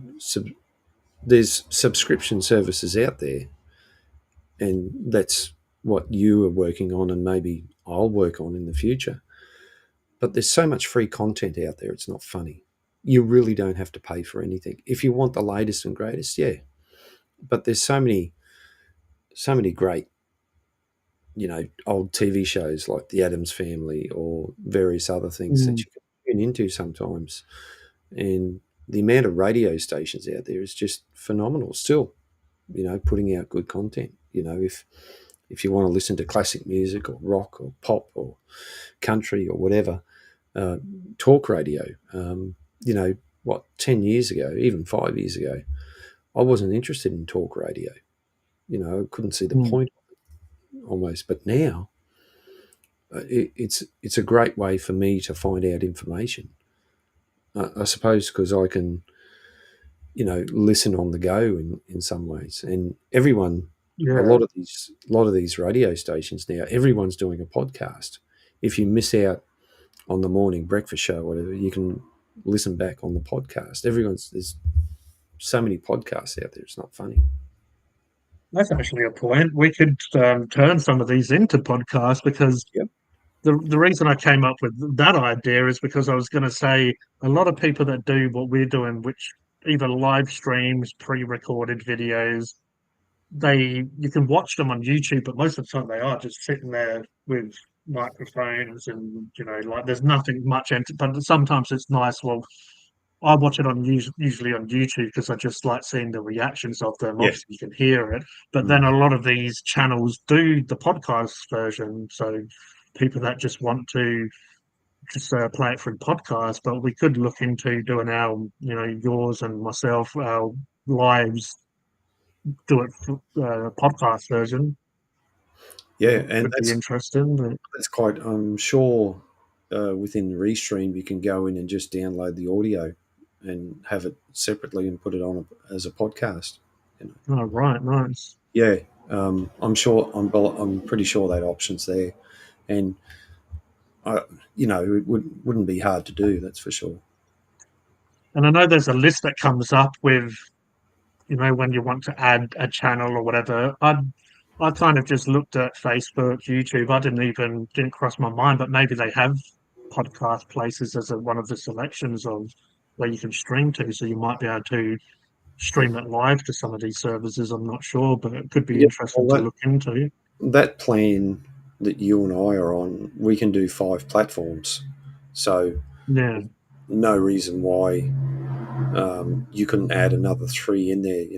Whether it's X, yeah, Spotify, or whatever you like. And Spotify is another one. You don't have to.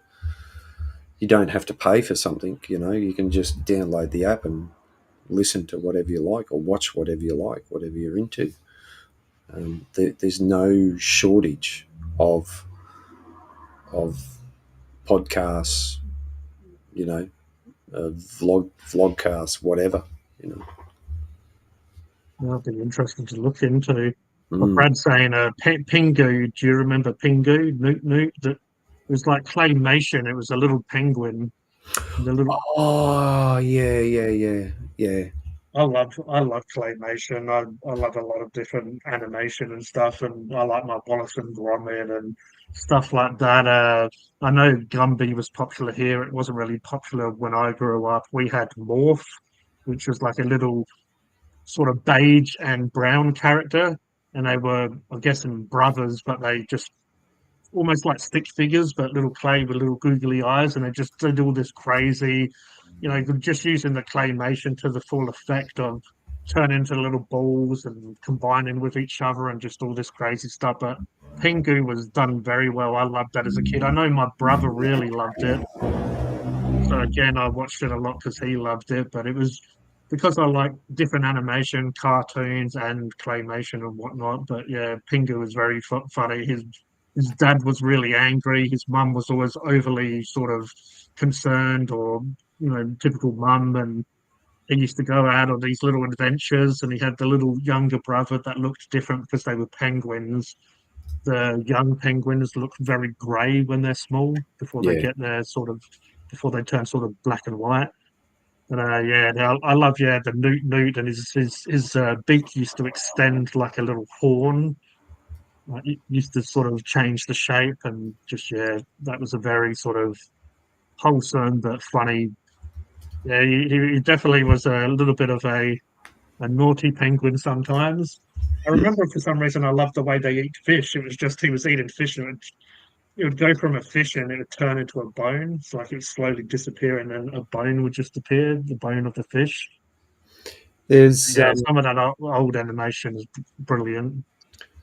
some of the cartoons I used to watch when I was a kid growing up. Of course, they were all on ABC. We only had 4 channels back then. ABC Yeah, or Channel 2, Channel 9, Channel 7, Channel 10. And ABC had some good ones. When I was sort of kid, teenager, Monkey Magic was on. Of course, that was good.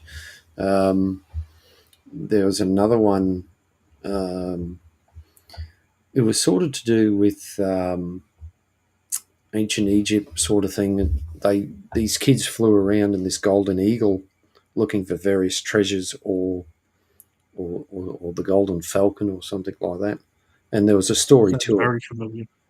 Yeah, and at the end, there was a 30-second or 45-second thing about the actual true story or artifact or whatever it was at the time. I'm just trying to, I just can't quite find it. I know I have looked it up. Another one was Star Blazers, which is a Japanese cartoon dubbed over in English, and that was about the future, about the battleship Yamato, which was sunk during World War II, of course, but then it was resurrected and turned into the spaceship, and it had to go to this far distant planet because planet Earth had been bombed and was dying of radiation, and it turned out that the two planets, the one that was sending the bombs was sort of the bad side, and then there was another planet, and that had the good sister on it or something, and she appeared like as an angel to the Earth, people of Earth, to come and get the cure for radiation. And it was just an all round, even though it was dubbed over. And if you search on YouTube, Star Blazers, there's been many different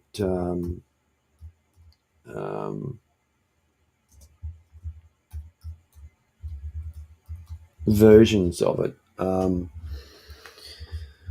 You can find the full episodes, but there's a movie about it where I think that's in full Japanese. There's a movie about it. I think it's been covered in various genres, but it was the one on ABC that sort of stuck with me, and I think I actually watched, because didn't get to see all of it, but watched all of it on YouTube not so recently. So Paul saying Channel 10 in Brisbane was known as Channel Zero, Yes, TV Zero before September 1988. TVO, I think TVO was, TVO, it was the slogan. Channel 10's been through quite a few changes, like most of them. Mm-hmm. What else? Channel? Yeah.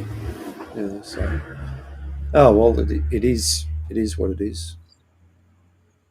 Yeah, so I grew up when I was very little, or kind of until I came here, was BBC and that sort of stuff. So we had our, different children's shows and whatnot there. Some would cross over. Yeah, the old Woody Woodpecker, that was good. I like a lot of old animation, like Looney Tunes, old ones. Yeah.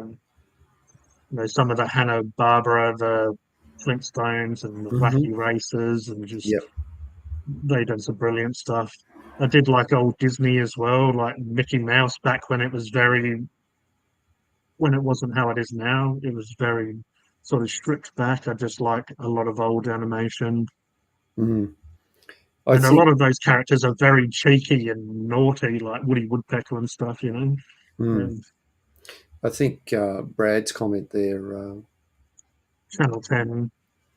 Yeah, I think that's what worked The Simpsons for like 10 years straight. Yeah, I think that's what saved Channel 10 with a lot of things. If they didn't have The Simpsons, Channel 10 wouldn't have been around. I really do. And South Park changed everything. Well, South Park, from my knowledge, wasn't on free TV. I believe it was on Comedy Central on Foxtel. So Comedy Central owned that, Chappelle Show, Trailer Park Boys, just a lot of. We've spoke about this on past streams. The Man Show, they had SBS. Oh, it's on SBS. Oh, there you go. It was on SBS too. Back in the day, here in Brisbane, SBS used to, later at night, was it SBS? No, it's old Bris 31. Do you guys ever get Bris 31 down your way? No, I never heard of it.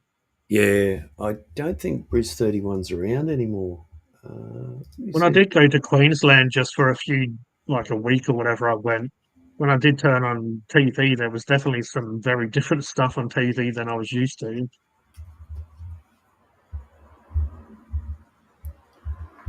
Yeah.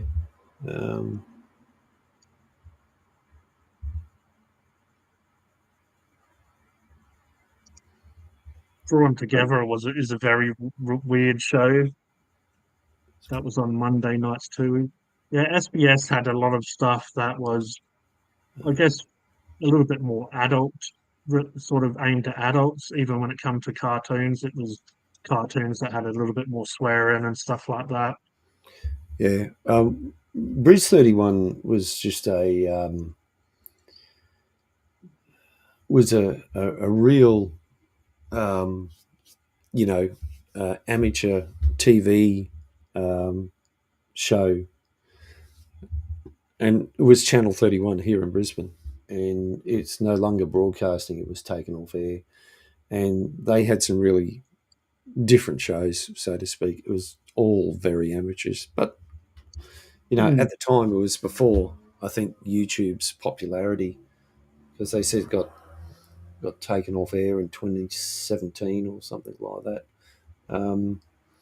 Yeah, they had some really strange shows. On a Friday night, there was a show hosted by a drag queen about, you know, it was more of a laugh than anything. Sometimes, sometimes the alternative things they might seem a bit cringy, but there's a lot of people who go for alternatives. Not everyone's into the mainstream thing. Well, yeah, it's a nice change as well because on the mainstream, they definitely, I'd say mainstream a lot of time is very cringy because you can just tell they're holding back like what they say and do, and it's very scripted because they don't want them to say something they're not meant to. There's that one on Channel 10 that I don't really like. It's a group of presenters or comedians, but I just don't find it very funny. I forget what it's called. What was it?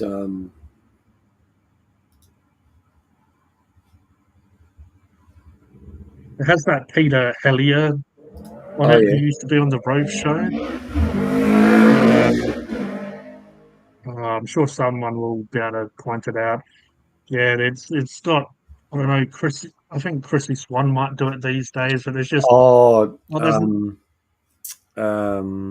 the project.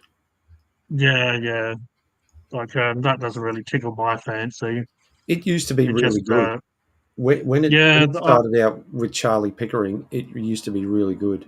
Um, yeah, and I'd you say know, what Paul said is pretty much sums it up. Is just yeah, woke and just, but it's yeah, very scripted, like you were saying with this community channel.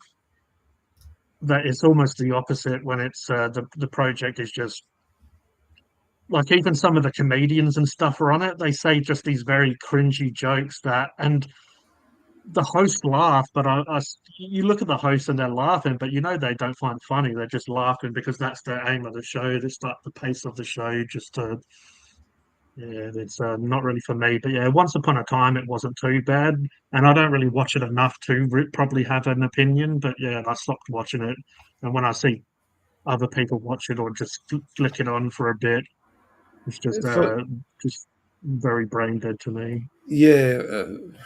Once Charlie Pickering left, that's sort of where it ended for me, because I think he was one of the ones behind the concept of the project, Yeah. and I can remember watching the first episode, and they had Dr. Phil McGraw on, and that was that was pretty good.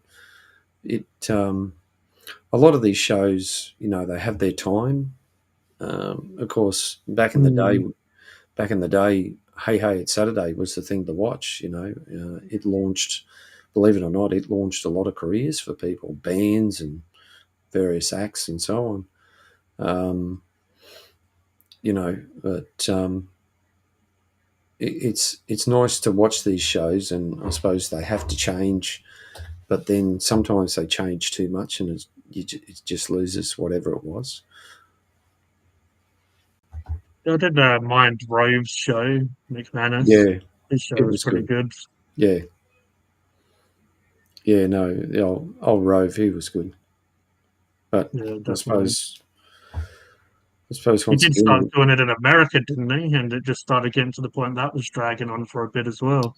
yeah, I'd say a few years it was good, and then it just, mm, I guess, like a lot of stuff, it just, for whatever reason, well, over time, what happens? Management change, and then when the management changes, the rules change, or the climate, as in political correctness and all that sort of stuff. So mm, once what was funny is now not, it's not acceptable or anything like that, and that's why I suppose we see the rise of YouTube, where people like you and I can just come out here and do our own stuff and talk about almost anything we like. yeah.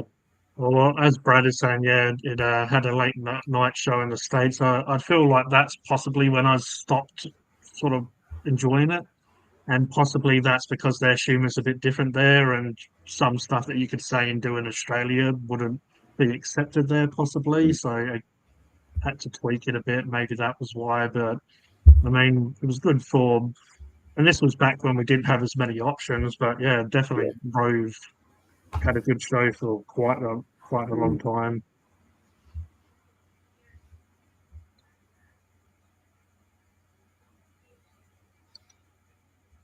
Cody saying, "Thank God you're here." And Paul saying, hey, it's Saturday, wouldn't survive in today's woke world because s- some Karen will most likely complain about it. Yeah. Yeah, people complain about everything these days. Just Mm. it's, I mean, people have probably always complained, but now we have to, for some reason, tolerate a lot of that complaining.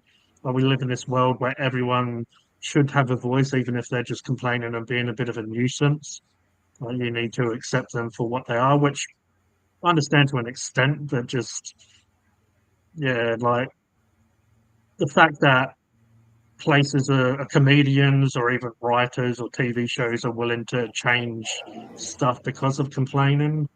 You know, at the end of the day, if you complain and you don't like it, you don't have to be involved with it. You don't Yeah. have to watch it. You don't have to whatever, you know. So if it's the people that are complaining, they clearly what in that sort of context, they clearly like it, but there's just a few things they don't like, so they for some reason, oh, this is a show that I enjoy, but if you change this, this, and this, I'd enjoy it more. But Mm. you know, it's like there's a lot of TV shows that when it does skits and stuff, some skits you might enjoy, some skits you might think's cringy or not acceptable. But that's how it is. Like, because I don't know if you guys and Mark and anyone there in the chat has seen Little Britain. That's a really funny show, but that definitely wouldn't work now because they basically do all these different characters and they've done a US version, but they're two guys and they do all these different characters in different situations. And yeah, it wouldn't work in this sort of woke world, but I have heard that they're bringing it back for a bit. Really? Yeah, so that's David Williams and Matt Yeah. Lucas who do Little Yeah. Britain. Mm. So yeah, they're supposedly bringing it back, and some people aren't happy about it because what are they going to do? But are they going to strip it back and play nice because of the woke culture and the cancel culture? Or are they just going to go fully in and do like all the voices and all the characters that they do?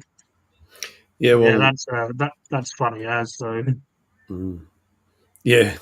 Well, there's shows like Hello Hello. That was hilarious as anything. You know, and Faulty Towers. One of the I think uh, what's his name, John. I was going to say Lithgow, but no, that's not him. No, not John Lithgow. No, no, John Cleese. John Cleese. Yeah, yeah, yeah. One of One of the one of Monty the Python crew. yeah, Mm. yeah. There's one of the scenes where um, you know how he one of the patrons was complaining about something, and he just came out and, John Cleese came out and said something about World War Two, and you started it, and I'm thinking, oh my god, yeah, he did talk about this cancel culture a while back, and he said, no, I'm not going to change anything. He stood his ground, which is really good. Yeah, if you that's another one. I think I think it was. I shared it. I reckon it's the 25th of December, but Ricky Gervais is bringing out a new Netflix stand-up, and Yeah. yeah, 25th of September, Netflix. Ricky Gervais Armageddon, but he's another one that won't change for cancel culture and stuff like that. Mm. So yeah, some comedians, they want to sort of be I don't know, tolerated in this sort of woke and cancel culture that we have going on. Some are just gonna, because he shared a he shared a, I'll have to read it out because he's just not everyone's going to find him funny, and some people here might not find him funny, but yeah, he said, in this show, I talk about sex, death, pedophilia, race, religion, disability, free speech, global warming, the Holocaust, and Elton John. If you don't enjoy or even approve of jokes about these sorts of things, then please don't watch. You won't enjoy it and you'll get upset. So, it's like he gave a warning. That's a perfect Mm. warning, though. But me being who I am and having a bit of a sense of humor, like read that and go, "Oh, what are we in for? What's he gonna?" Because he spoke about it and done jokes about all that sort of stuff before, but he's very good at the way he does his jokes to the point Yeah. where they're funny, but he takes you on a journey. He tells you a bit of a story. You just got to look at some of the stuff when he's hosted the Academy Awards, and that he doesn't hold back there. Yeah, definitely. And Brad made a good point that he produces his own work, so he virtually doesn't work for anyone that would Mm. get in his way. So yeah, because he kind of does some of the directing, producing, writing, and he has a little bit of his own crew. Obviously, I'm guessing he works with the same people a lot. I know he works with the same actors a lot, so he's got the money to produce his own stuff, and there's no one really to stop him in a way Mm. because people enjoy his content and Yeah. watch Is him. that coming out on Netflix, is it? Yeah, so Netflix stand up, it seems to be where the last maybe three before has been. So yeah, it does Netflix stuff. I guess it's popular, so if it's not broke, don't fix it. He keeps on. I guess it's popular. They keep on paying him to do it. So Mm. Mm. Eddie Murphy stand up would have him cancelled in this. I feel like Eddie. I think Eddie Murphy has said that he kind of regrets some of his old stand up. I feel like he's sort of moved with the times. He is a little bit, I don't know if you want to call him soft or whatever, but he does great stuff. But these days, he definitely does stuff that's aimed at kids. I'm guessing because he has kids and grandkids now, maybe he wants to make stuff that's, that they can watch and enjoy instead Mm. of, he doesn't want to do that really outlandish sort of stuff, which is Yeah. fine, but it's not anything that really interests me anymore. Andrew Dice Clay, no, that doesn't ring any bells. No, not for me. Like, hmm.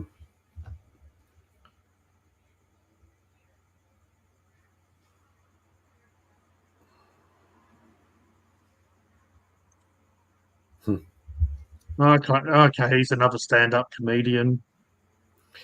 Well, um, even Jeff Dunham, he's probably the world's best known ventriloquist. He does Yeah, Ahmed, the dead terrorist, Jose Jalapeno on a stick, and Walter, and the other one, the purple one. It's anyway.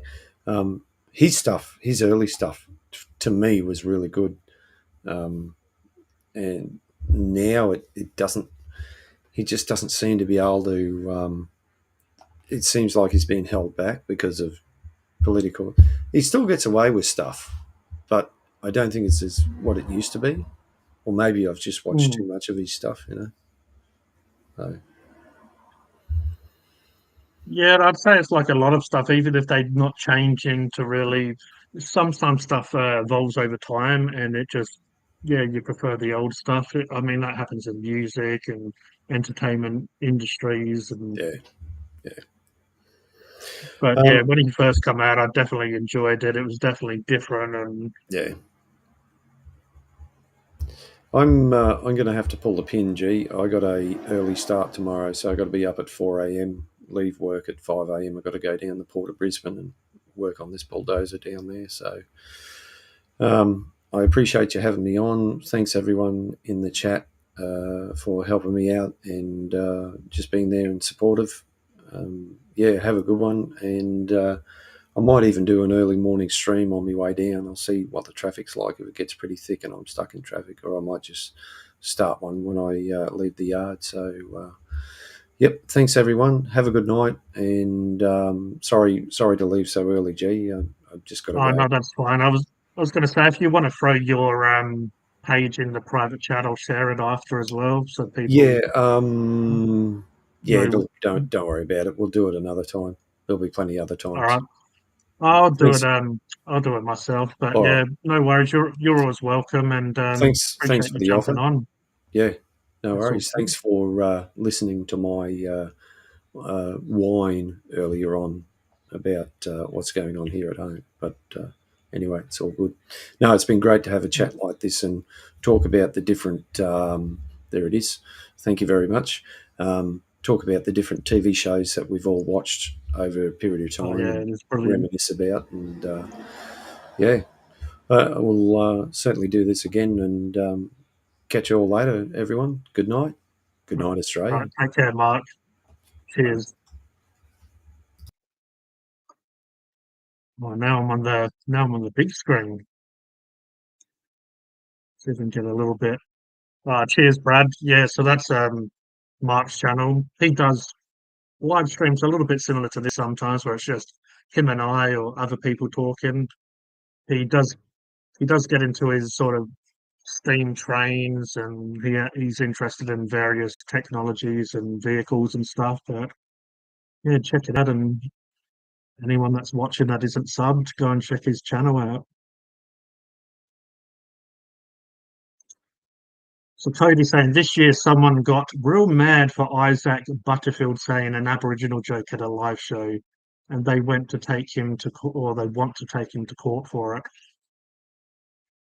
Yeah. See, the thing is with humor and comedy, I mean, I'd be lying if I don't say that sometimes, like I've heard a joke and I've gone, oh, because that like I've said it before, comedy and jokes, you laugh at it until it's something that's like close to you, or if it's about your race or color or sex or gender or whatever.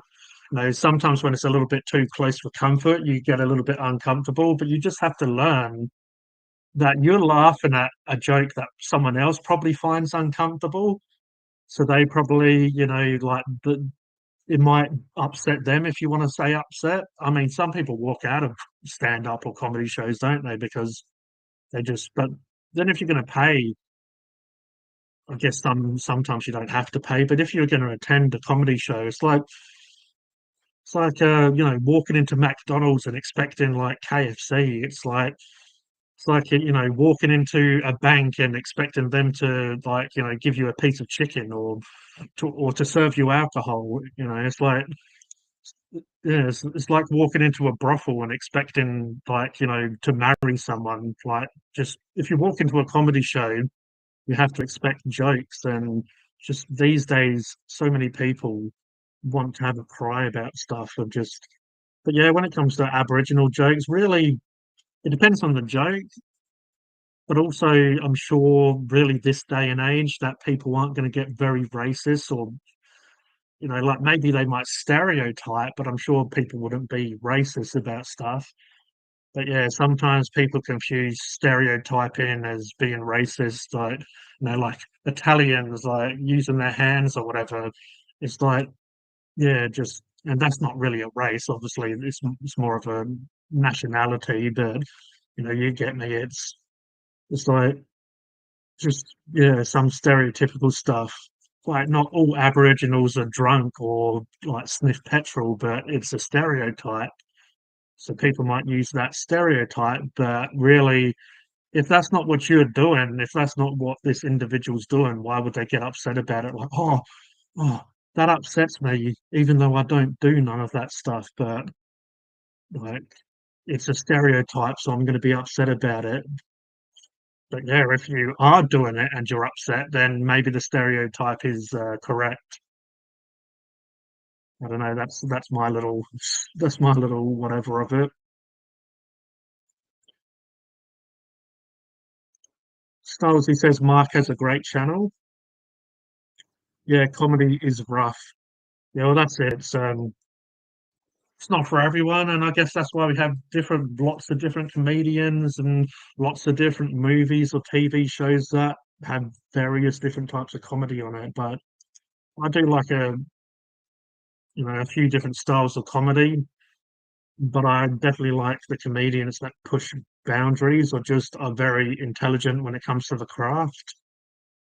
Like that will tell you a joke, not just like a knock knock joke. They're just too predictable most of the time. I like a comedian that takes you on a bit of a journey, and you know the joke's going to be about pedophilia, or you know it's going to be about like sex, or whatever it's going to be about. You kind of get the gist of it as it's being told.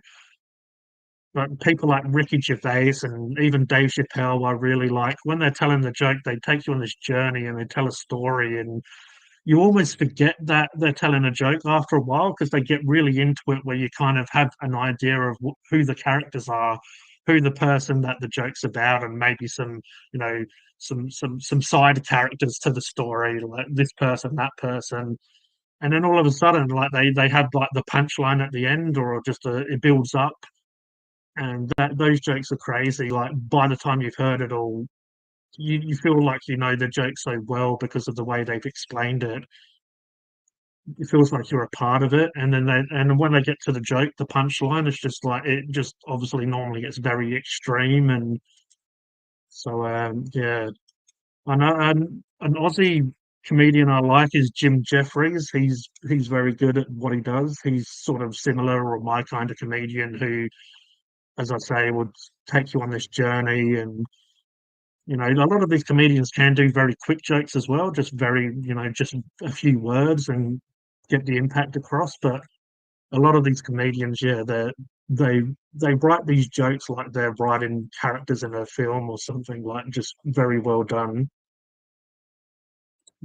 Yeah, I know of him, but I can't say I've really seen much of his content, just besides on social media. Normally like YouTube shorts or Facebook short, just little short jokes and stuff. But I have I know a few of you guys like him. I'll have to delve into his stuff a little bit more, watch some of his longer stuff.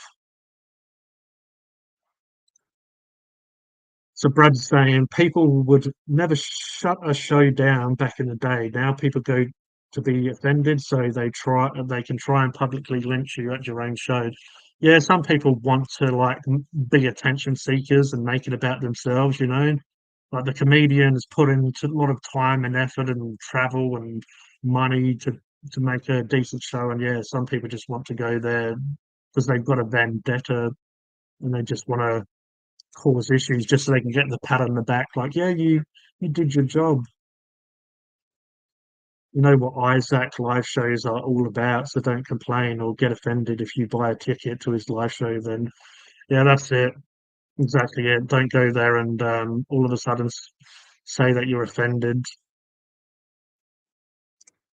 The Chappelle show was intense. The crackhead skits where he is teaching a classroom of kids to rob people.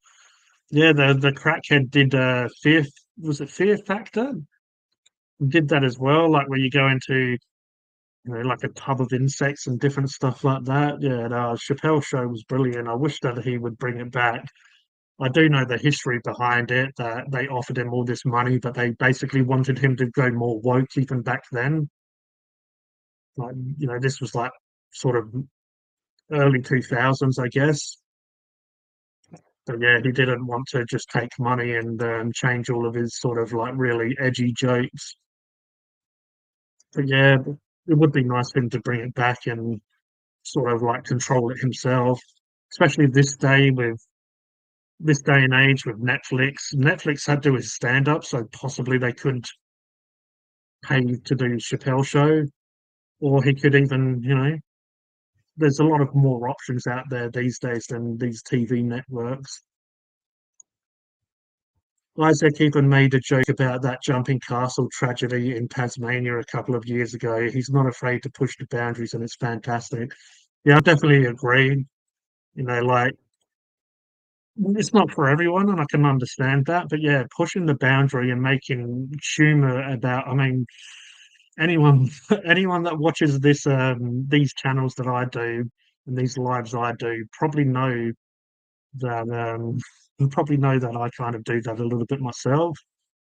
And that's why I sometimes have explained that I don't really mean to come across mean, or I don't like, like I'm not necessarily a nasty person, but just sometimes when the humour's there and it needs to be said, I will, or just make a joke about the situation or people or whatever. It's just who I am, and it probably makes sense me being into a lot of his comedy. A couple of Isaac's live shows he has posted to his channel if you'd like to check it out, Gene. No problems, Cody. I will check that out. Cheers. As I said, I know the guy and have seen his stuff, but I haven't sat down and like watched, like a joke here there, but I haven't like sat there and watched him continuously to sort of get a bit of an idea of exactly what he's like. I do know that he sort of pushes boundaries a bit. I used to love watching Fear Factor with Joe Rogan. Yeah, Joe Rogan was brilliant, and Fear Factor was really good. Tyrone Buggins, yeah, yeah, definitely. I love me some Dave Chappelle. Dave Chappelle stand-ups are excellent as well. Dave Chappelle got in trouble recently for transsexual jokes, but the funny thing is as well, like people was not understanding the joke. He was saying the joke was about a person who he was friends with that was a transsexual, and he even said that that person would have loved the joke that he was telling at the time. But people just for some reason misunderstood it, and it did have suicide involved, and it actually was a really, to me, it was a really deep joke and deep and personal, and it actually made me a little bit sad, but also made me laugh. Like, and that's what was really good about a comedian, but also Chappelle. Like, he told this joke, and it was like really funny, but also it had the person committed suicide, so it was really sort of in your face.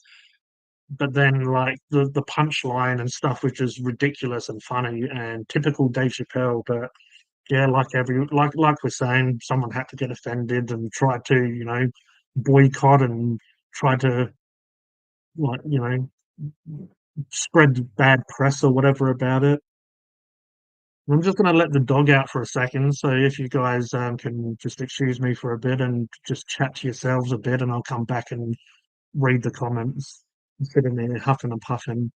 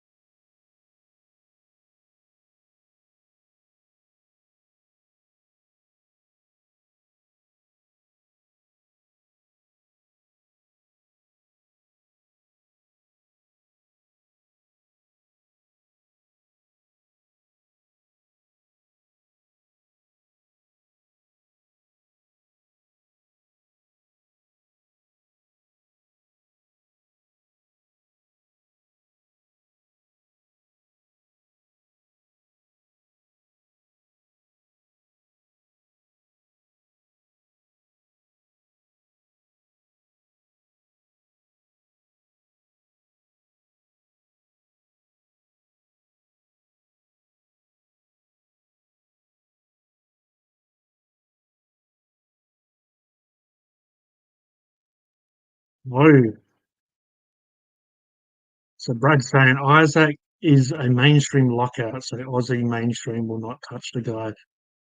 But yeah, that's what's great about social media, really. Obviously, some social media is starting to get. I mean, probably Facebook, I'd say, is the worst for being what's the word, like monitored or just like trying to stop freedom of speech or just yeah, that sort of stuff. There's definitely a lot of platforms though, and Twitter or X as it is now, I don't really use it much, but that's probably one of the best for freedom of speech and being able to say what you want and stuff. And it's kind of been like that for quite some time. They did start to try to, change the way you can speak and act on there, but when Elon bought it, it seems to have come back to how it was, where people can kind of, like they banned Trump or whatever on there, and it's just it seems like it's starting to go back into the way of being able to sort of say and do what you want. I mean, the Clayton Bigsby skit where he is the leader of the KKK chapter won't ever not be funny, but also could never be reversed. Yeah, I mean, definitely Chappelle loves to sort of just push boundaries. I have spoken about Chappelle on here before, and luckily I wasn't like lucky I didn't get any warnings from YouTube because I kind of like went into the jokes maybe a little bit too much. But when you're having fun and talking about this sort of stuff, you get a bit carried away, I guess. Well, Facebook's HQ is in California, so it's not surprising. Yeah, isn't California pretty much the home of the woke? I don't know, it just seems to be getting that way. And I don't have a problem with people being equal and stuff like that, like just but yeah, don't try and spoil someone else's fun or spoil how as long as people aren't really being like racist and just disgusting humans. I mean, I'd feel like it's pretty obvious how to be a decent human, and like I feel like it's pretty obvious how to treat everyone the same and don't be disgusting towards their sexuality or like all that sort of stuff and like racism and sexism and all the isms, like just it's kind of obvious if you don't want to be treated that way as well. And obviously there are groups and clubs and all that sort of stuff where people like mentioned before, KKK, which I definitely don't agree with. But then when someone like Dave Chappelle, who's a black man, will do a joke about KKK and like just really do it well and spin it on his head and just stuff like that is and very edgy and yeah, it's hilarious. And I'll laugh at the joke and I'll laugh at it because it's wrong. I'll laugh a bit because I don't like, the group that is affiliated with the joke, and it kind of satisfies me as well that the people who are still racist and neo Nazis and all the rest of it probably are offended by the joke, even though it's true and stuff like that. So yeah, it's like the Bible and all that stuff. Is how it teaches people not to sin and be a good person. It's again, like I think it's pretty obvious. Don't kill and rape and don't do all this stuff. Like just don't use people. Really, it's all. It shouldn't need to be said, and I feel like it's kind of stuff that doesn't necessarily need to be taught.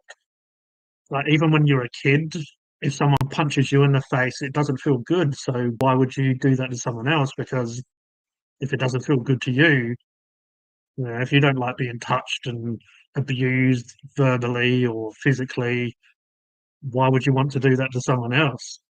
And if you are doing it to someone else, obviously you have issues because if it's done to you and you're like, oh, that hurts or that doesn't feel good or that doesn't make me feel nice, then if you do it to someone else and you know that they're not liking it, then there's something wrong with you basically. Most people would know, once they get pushed, shoved, or called a name, not to really do it to someone else because it's not nice. But it's all pretty obvious. Like, it doesn't take really a genius to work out, or it doesn't take like a book or someone else to tell you what to do.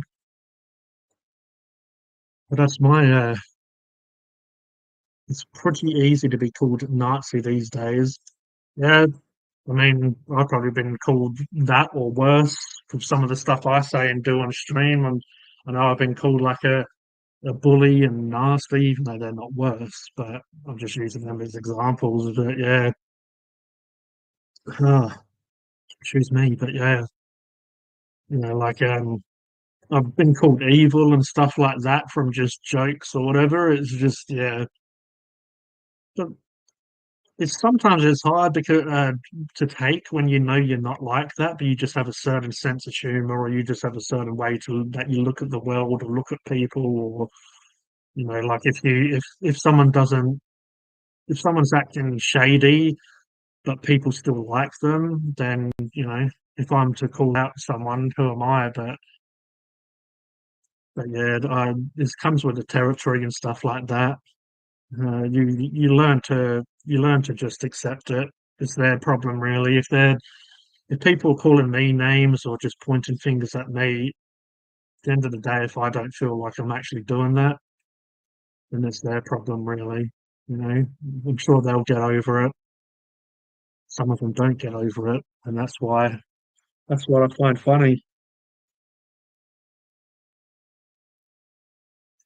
Yeah, I reckon after all this talk, I'm kind of in the mood to watch some comedians. Maybe after this stream, you've got to have thick skin, G. Yeah, well, that's it. Especially doing bloody YouTube live and putting yourself out on there on social media. Like, I kind of bear all in a way. Like, I'm pretty open. Like, I like to feel that I share a lot of myself with the audience, and even when I do just food reviews or whatever content I'm making, like I don't really hold back. And even in some of my painting videos, like if there's an inappropriate joke that just needs to be said, I'll say it. And it's just how I am and just being funny, really. Most of the time I can't help myself. I just like some people may sort of see the opportunity but don't take it. Most of the time I'll say it. But yeah, also I need to know that, and it's happened on these lives. I've said and done stuff that people get offended with. Some people I don't necessarily apologize because I don't feel that I have to, which I have apologized here for some stuff, and most of the time people have said, there's no need. Well, most of the time I'm not going to apologize for just like a silly joke or whatever. But yeah, a few people have got offended with ones in the past. But I don't tend to apologize, but I will say, like, like, it's a shame that they feel offended by it, like that's not what I intend. But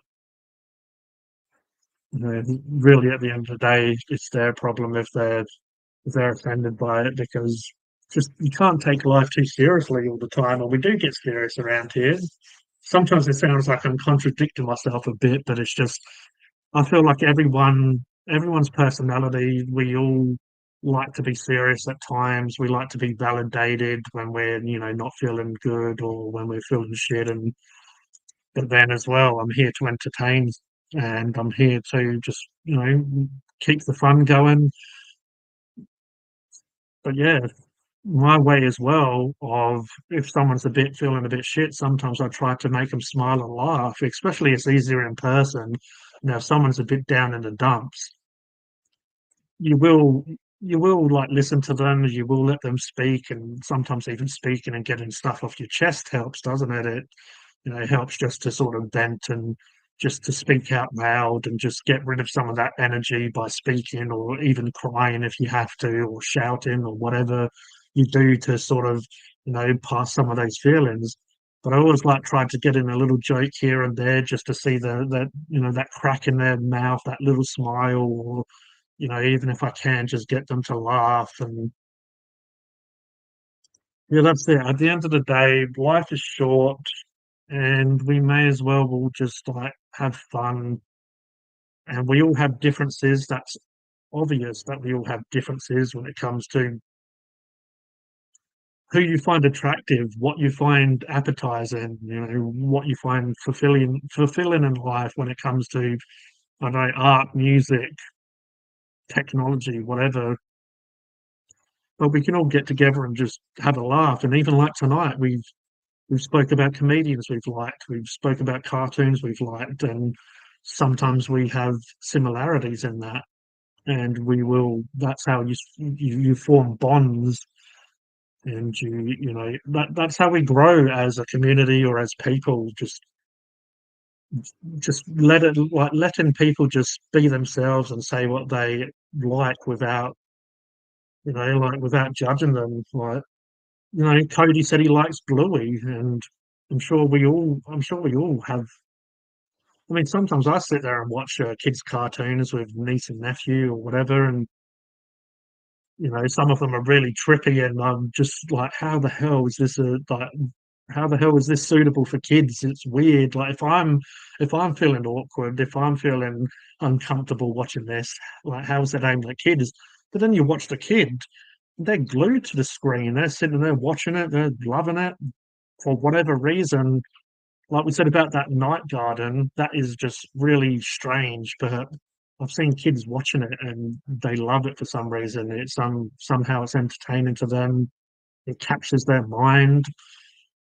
So that's kind of, if you take that and relate it to being adults, and some people enjoy content that you might see and go, oh, that's just weird, and how can anyone like this? But then someone else may love it and enjoy it. So you just have to remember some of the stuff that you're taking in and really enjoying yourself. I'm sure there's someone else that's like, that's trash or that's just crap. I mean, we can learn a lot from kids, really. Like, I always find that we can learn a lot from kids. Their imagination's different. The way their mind works is very different. Sometimes some of these kids shows, it just has music or very little dialogue. Or like I was saying when Mark was on and we were speaking about kids shows, some of these kids shows try to involve the kid in the audience. Like they'll ask questions, or they'll get the kid to participate in it, which is kind of special in a way. And the kids love that. They lap all that stuff up. They sit there and they're watching it, and it feels like they're a part of the show. It feels like they're being involved, and they love all that sort of stuff. Oh man, my hat starts pinching after a while. I don't know why. It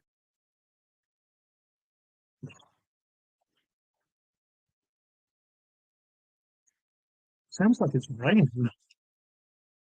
Might just be the laptop running loudly, because when I've got these ears, when I've got this headset on, I can hear stuff because it's kind of noise cancellated, like noise cancellation or whatever.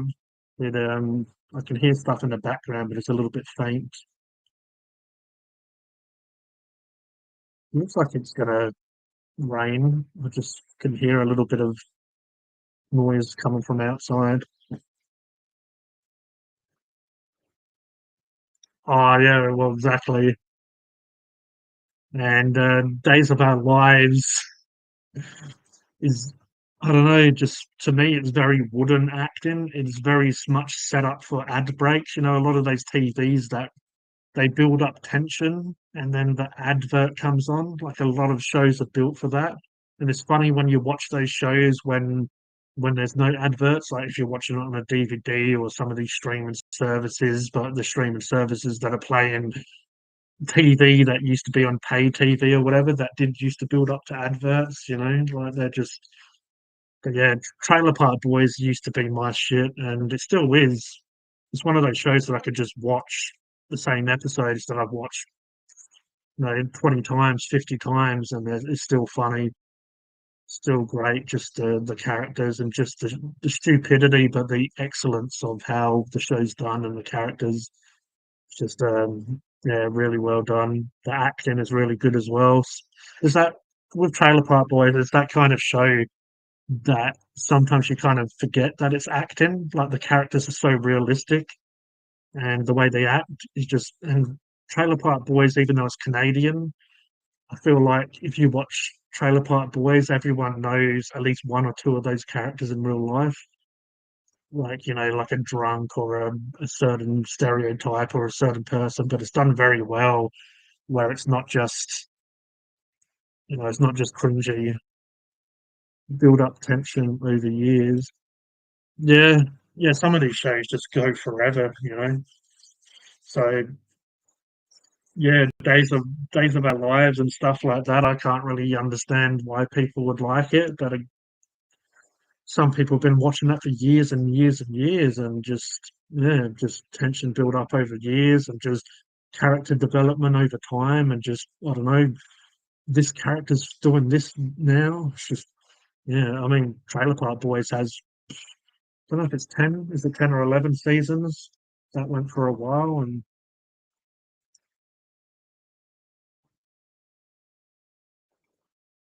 supposedly we have strong wind warnings here now. Bloody, I thought all that wind and crazy weather was, like gonna bugger off, but it seems like it's not. This has been a weird ass summer. Well, I know a lot of people in different parts of Australia have said the same as well, but yeah, it's been a very weird summer so far. A lot of people are saying, "Oh, I expect a really strong hot summer," but I guess we still have January and February or whatever to look forward to, don't we? When it comes to summer, so it could, next year all this heat could hit us. But yeah, I think about 35 possibly has been about the highest it's got so far, but not for like extended periods.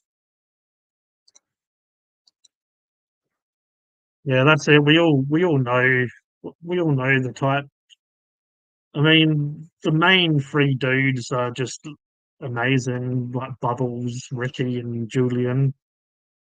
You've got the mastermind, and you've got the dude who worries all the time, and then you've got like the dumb dude, but the dude that like you know, just Ricky is just a crazy character.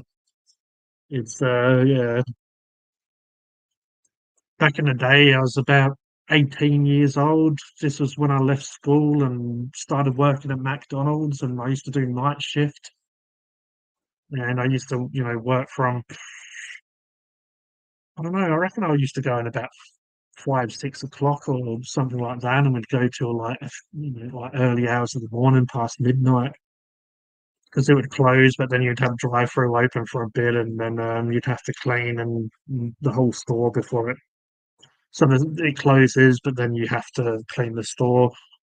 Yeah, I used to go home, normally have like a cone, Heineken or whatever, and used to sit there and watch Comedy Central. Comedy Central used to have, I don't know, like I definitely had Trailer Park Boys, Chappelle Show, The Man Show.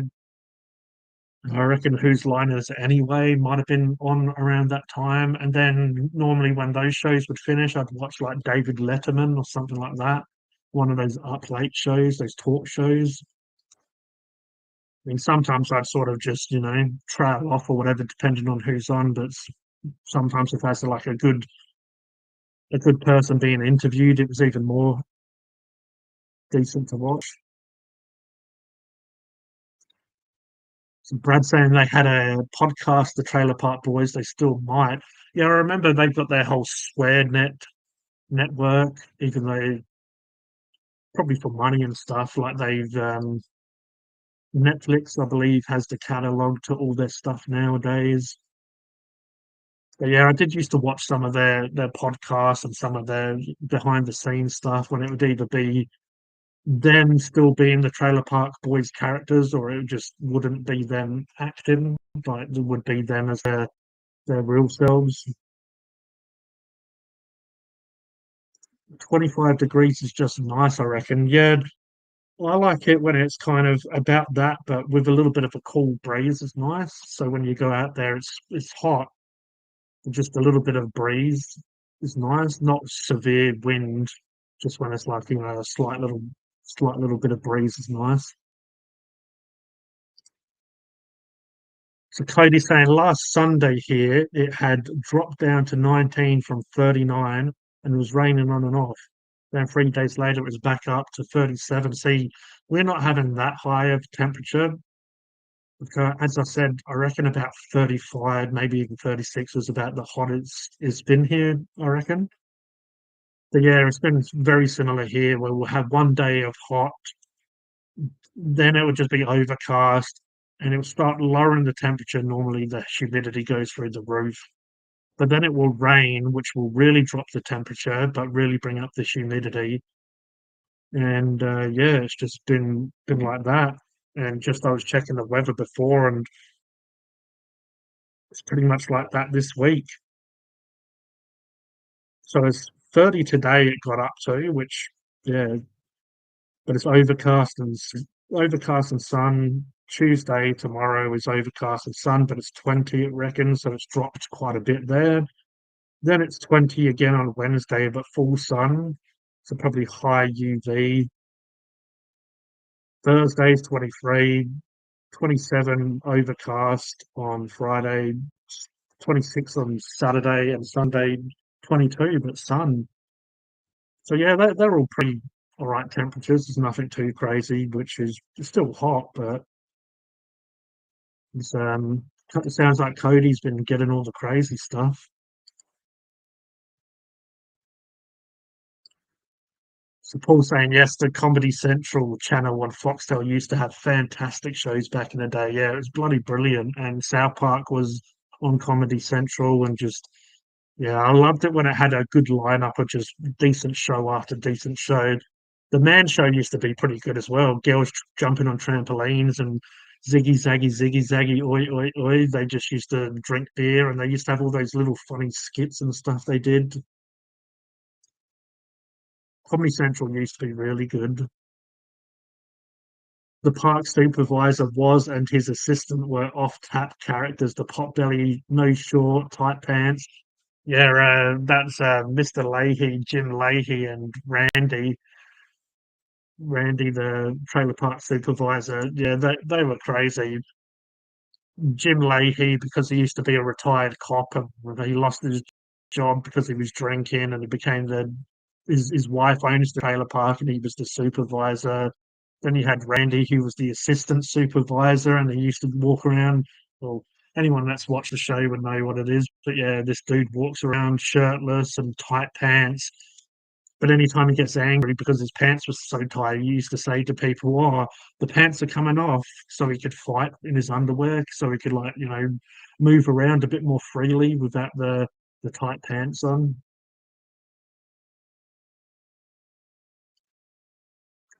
Yeah, I don't know if I'd. I mean, I wouldn't mind visiting pretty much. I've only gone to Queensland. I wouldn't mind visiting more of Australia, but yeah, I don't know. Maybe the Northern Territory. I'll go there when it's yeah, sort of winter maybe even. I wonder if winter's bad there. Some places have really bad for wind and flooding and stuff. Not not sure I could ever do the Northern Territory. If it gets too hot, I tend to whinge a lot. Yeah, I normally whinge even when it's not hot. I just like whinging. But yeah, I'm the biggest fan of when it's just super hot. It's like late teens and early 20s all week here. Tens, I'm guessing. Yeah, the 20 is good for me. That's good enough for me. It means I can adventure outside and not melt like the Wicked Witch of the West. Here it is, mid 30s to early 40s, reached 43 today. I probably asked you this before, Cody, but it's probably off my face. But do you like the 40s and the really high 30s, or do you just put up with it, or do you like it really hot? Some people I have come across say they do like super hot. Best to visit in March, May, when the weather is cooler and lovely. Yeah, that'd be the time that I'd travel down there. It's a little bit more chilled. And as I said, people were saying we was in for a super hot summer, but so far it's been, you know, I guess with all these storms and all this wild wind and all this crap we're having, it's just you have like a hot day and it'll just cool the hell down. Even though the humidity normally goes up, which I'm not a huge fan of, like, it's fairly cool, like it's not hot hot, but you're still sweating because of just the humidity. Comedy Central channel is still available here on Fetch TV, but its program line is pretty weak compared to years ago. Yeah, that's what I found. And even South Park has moved on from Comedy Central. So yeah, just it's on Paramount, isn't it? The Paramount streaming service is what South Park and a lot of like other stuff is on. So, yeah, it's crazy how Comedy Central like got kind of weak in a way. And I guess when they got rid of South Park and Trailer Park Boys and just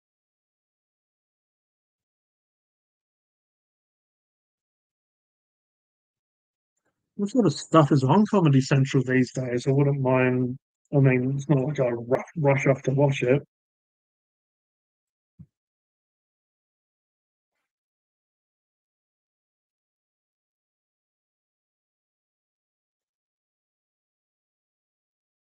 Yeah. Workaholics, that's a pretty good show, but that hasn't made any new content. So it's showing a lot of old stuff. South Park, Daily Show, Roast, Workaholics drawn together.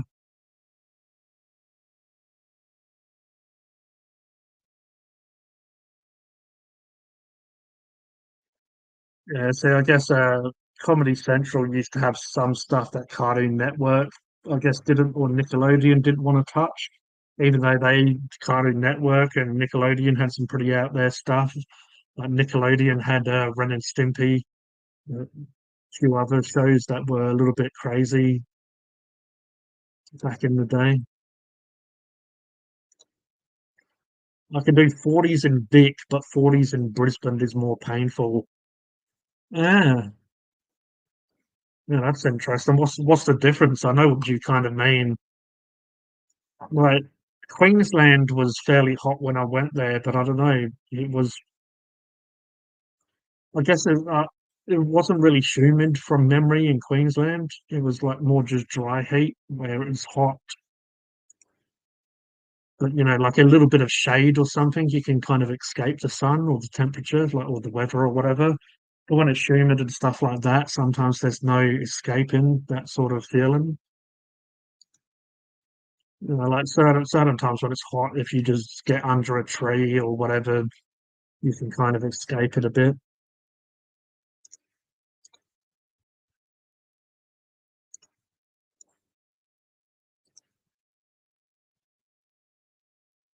Yeah, it's super crazy that this um this year's almost done. We're talking about hot weather, and we have this,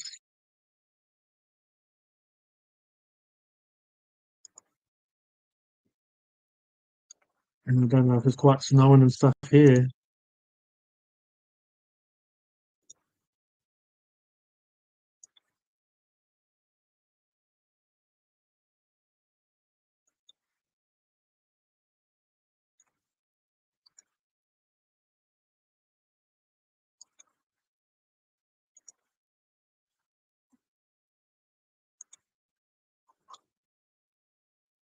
So Styles is saying, I went for a walk for over an hour a couple of weeks ago. It was already pushing 30 degrees, and by the time I finished, my entire back was pretty much drenched in sweat. Yeah, definitely. It's like, you go for a walk when it's like that, and you come home and you need to either change shirt or definitely or jump in the shower. So here we go. It's way more humid in Brisbane because 40 is much more dry. Yeah, yeah, definitely. So I did go to Brisbane because I jumped off Brisbane the airport to head to Gold Coast and went there. But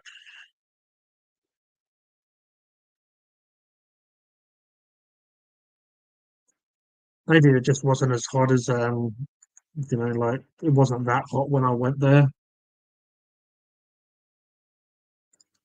And I guess a lot of times I was in air conditioned hotels, so I've never seen snow in real life.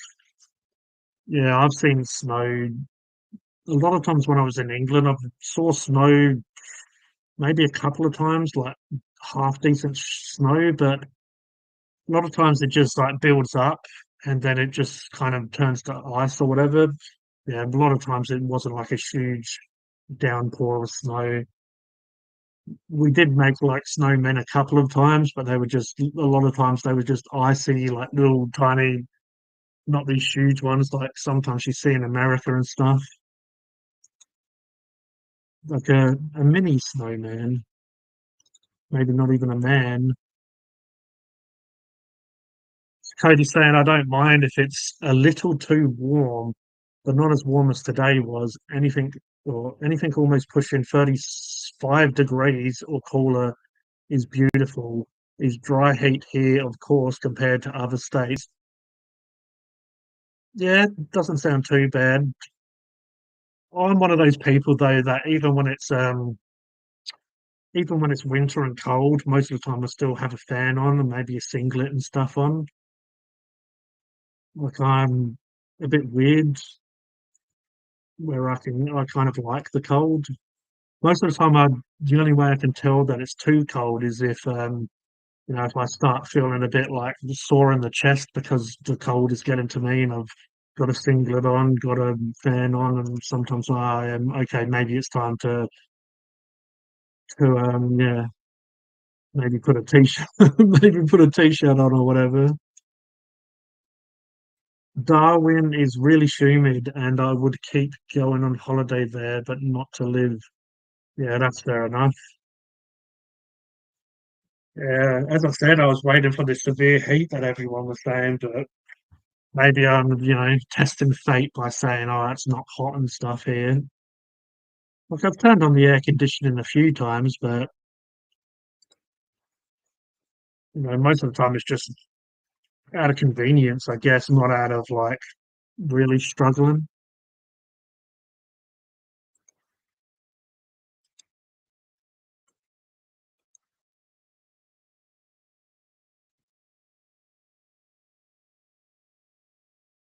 So I reckon I'll go about another 12 minutes, guys, and any ladies that possibly might be watching will go to the 3 hour mark and I'll head off. But as I said, I'll try and do some more streams this week. I need to make some content.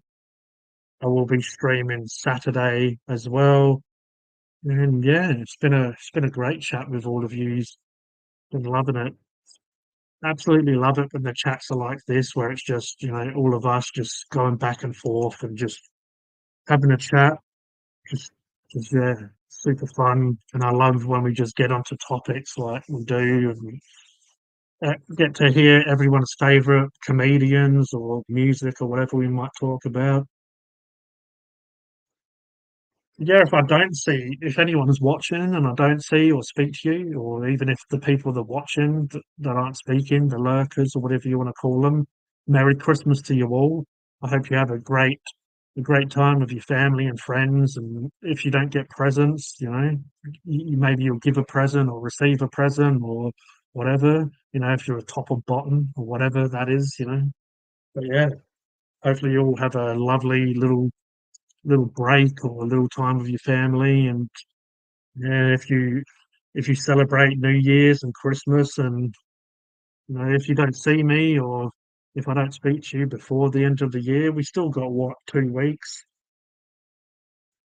We got this week and we got next week, and then and as crazy it is, we're going to have to start learning to say 2024, which is all a bit nuts. I remember when it was about halfway through this year, I'm like, oh, it's going too fast. Then all of a sudden it gets to October where my birthday is and that sort of time. And just, I remember when my birthday was creeping up. Like, oh, this is just getting crazy. And now we're like, what, 7 days away from Christmas? That's just nuts. Absolutely nuts. But that's probably the old man in me, like, oh, time's moving too fast, and oh, it's all crazy. What's happening? Yeah, my lips are starting to get a little bit little bit dry. The only options I have is paint, bloody hand sanitizer, and mineral terps. The end of the year seems to go faster than the start of the year. Yeah, it definitely drags for a little bit there, or maybe not even drag. It just it seems like it's so far away, and then when it starts picking up pace, before it's like going for a jog and then turning a jog into a run and a sprint before you know it. You're at the finish line. Yeah, I'll go as I said before. Go through it a little bit quickly before I jump off. So I do have an unboxing I want to do on live stream. Need to make some content this week. Then we have our Saturday up late with G, which will be the 23rd, which will be the day before, sorry, Christmas Eve. Then on Christmas is the 25th on the Monday. I normally stream.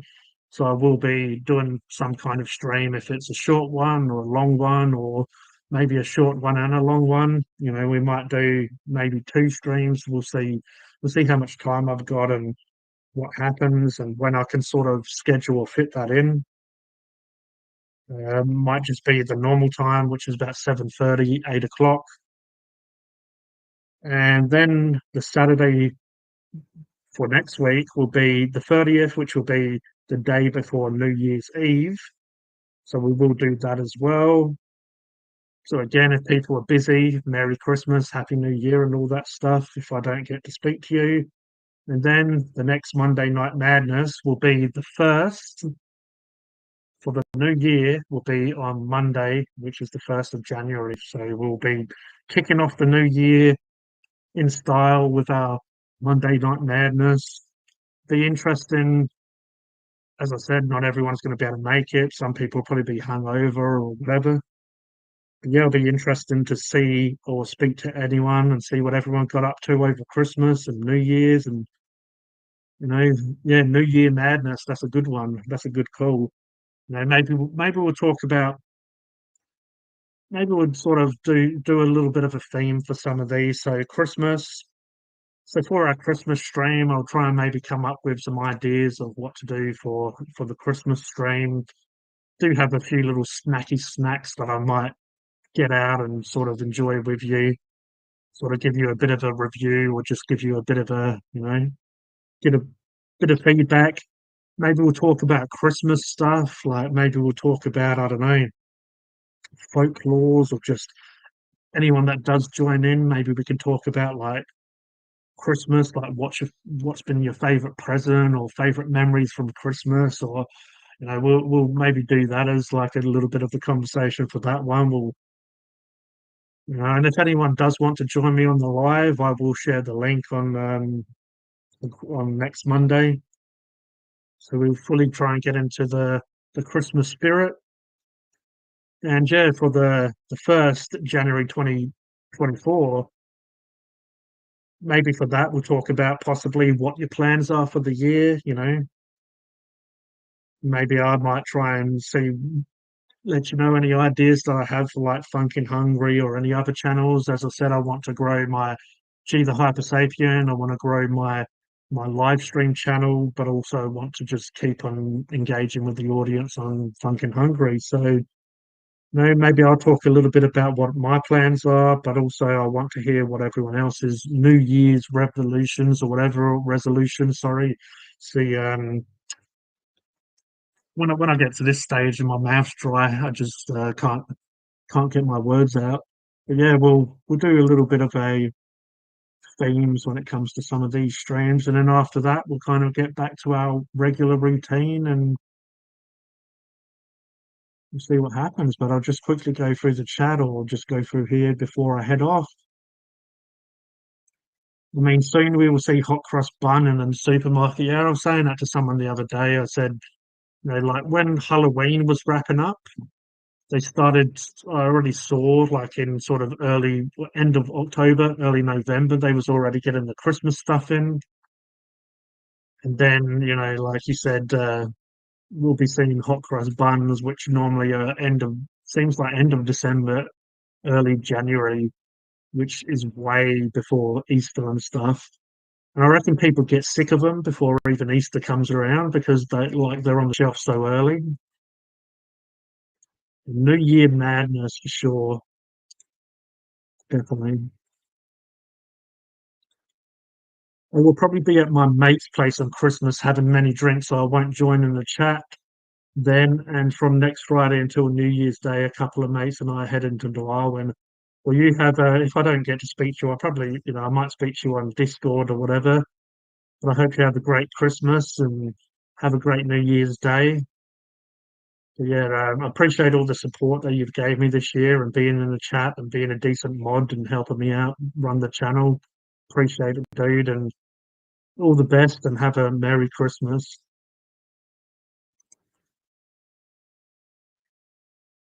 My friend's birthday is next Friday, and we'll be there until Monday or Tuesday. Yeah, it sounds like you can have a great time with you and your friends, Cody. Yeah, have a safe trip, as Stylesy said. 2024 should hopefully be a good year. I mean, we get an extra day next year. It's a leap year. Ah, that's good to know. February 29th, an unnamed store already has back to school stuff out already. Ah, yeah. Yeah, that's a good point as well. Yeah, like once Christmas, because it's coming up to Christmas, a lot of it's probably being sold out or, going for cheap now, throwing it out the door or whatever. Yeah, now they're going to be getting all the lunch boxes and all the bits and pieces for Saul. And Cody says, "No worries, G. Always love to help out and support others here." Yeah, definitely appreciate you and Stylesy and Roger and everyone else. And, people like Brad and stuff that have been in the chat tonight. It's been great to talk to you all. But I definitely appreciate all the supports the mods have gave me this year. It has made these lives, go really well. Just any issues, it's been great just to have that. Sometimes I get carried away when there's a lot of people here talking to me at once, and I try to involve the chat and stuff as much as I can. But it's great to have just those extra eyes just helping me out, and it's been great. And yeah, as I said, I wish you all a Merry Christmas. But I will see you during the week, if not on Saturday, up late with G. So now I will end the stream. Yeah, I hope you enjoyed this live. This is G from Funkin' Hungry, and I'll catch you next time. School book lists are such a rort. Catch you next stream, everyone. Yes. Take care, and I appreciate everyone that's joined me tonight. You're all legends, and Merry Christmas and Happy New Year to you all.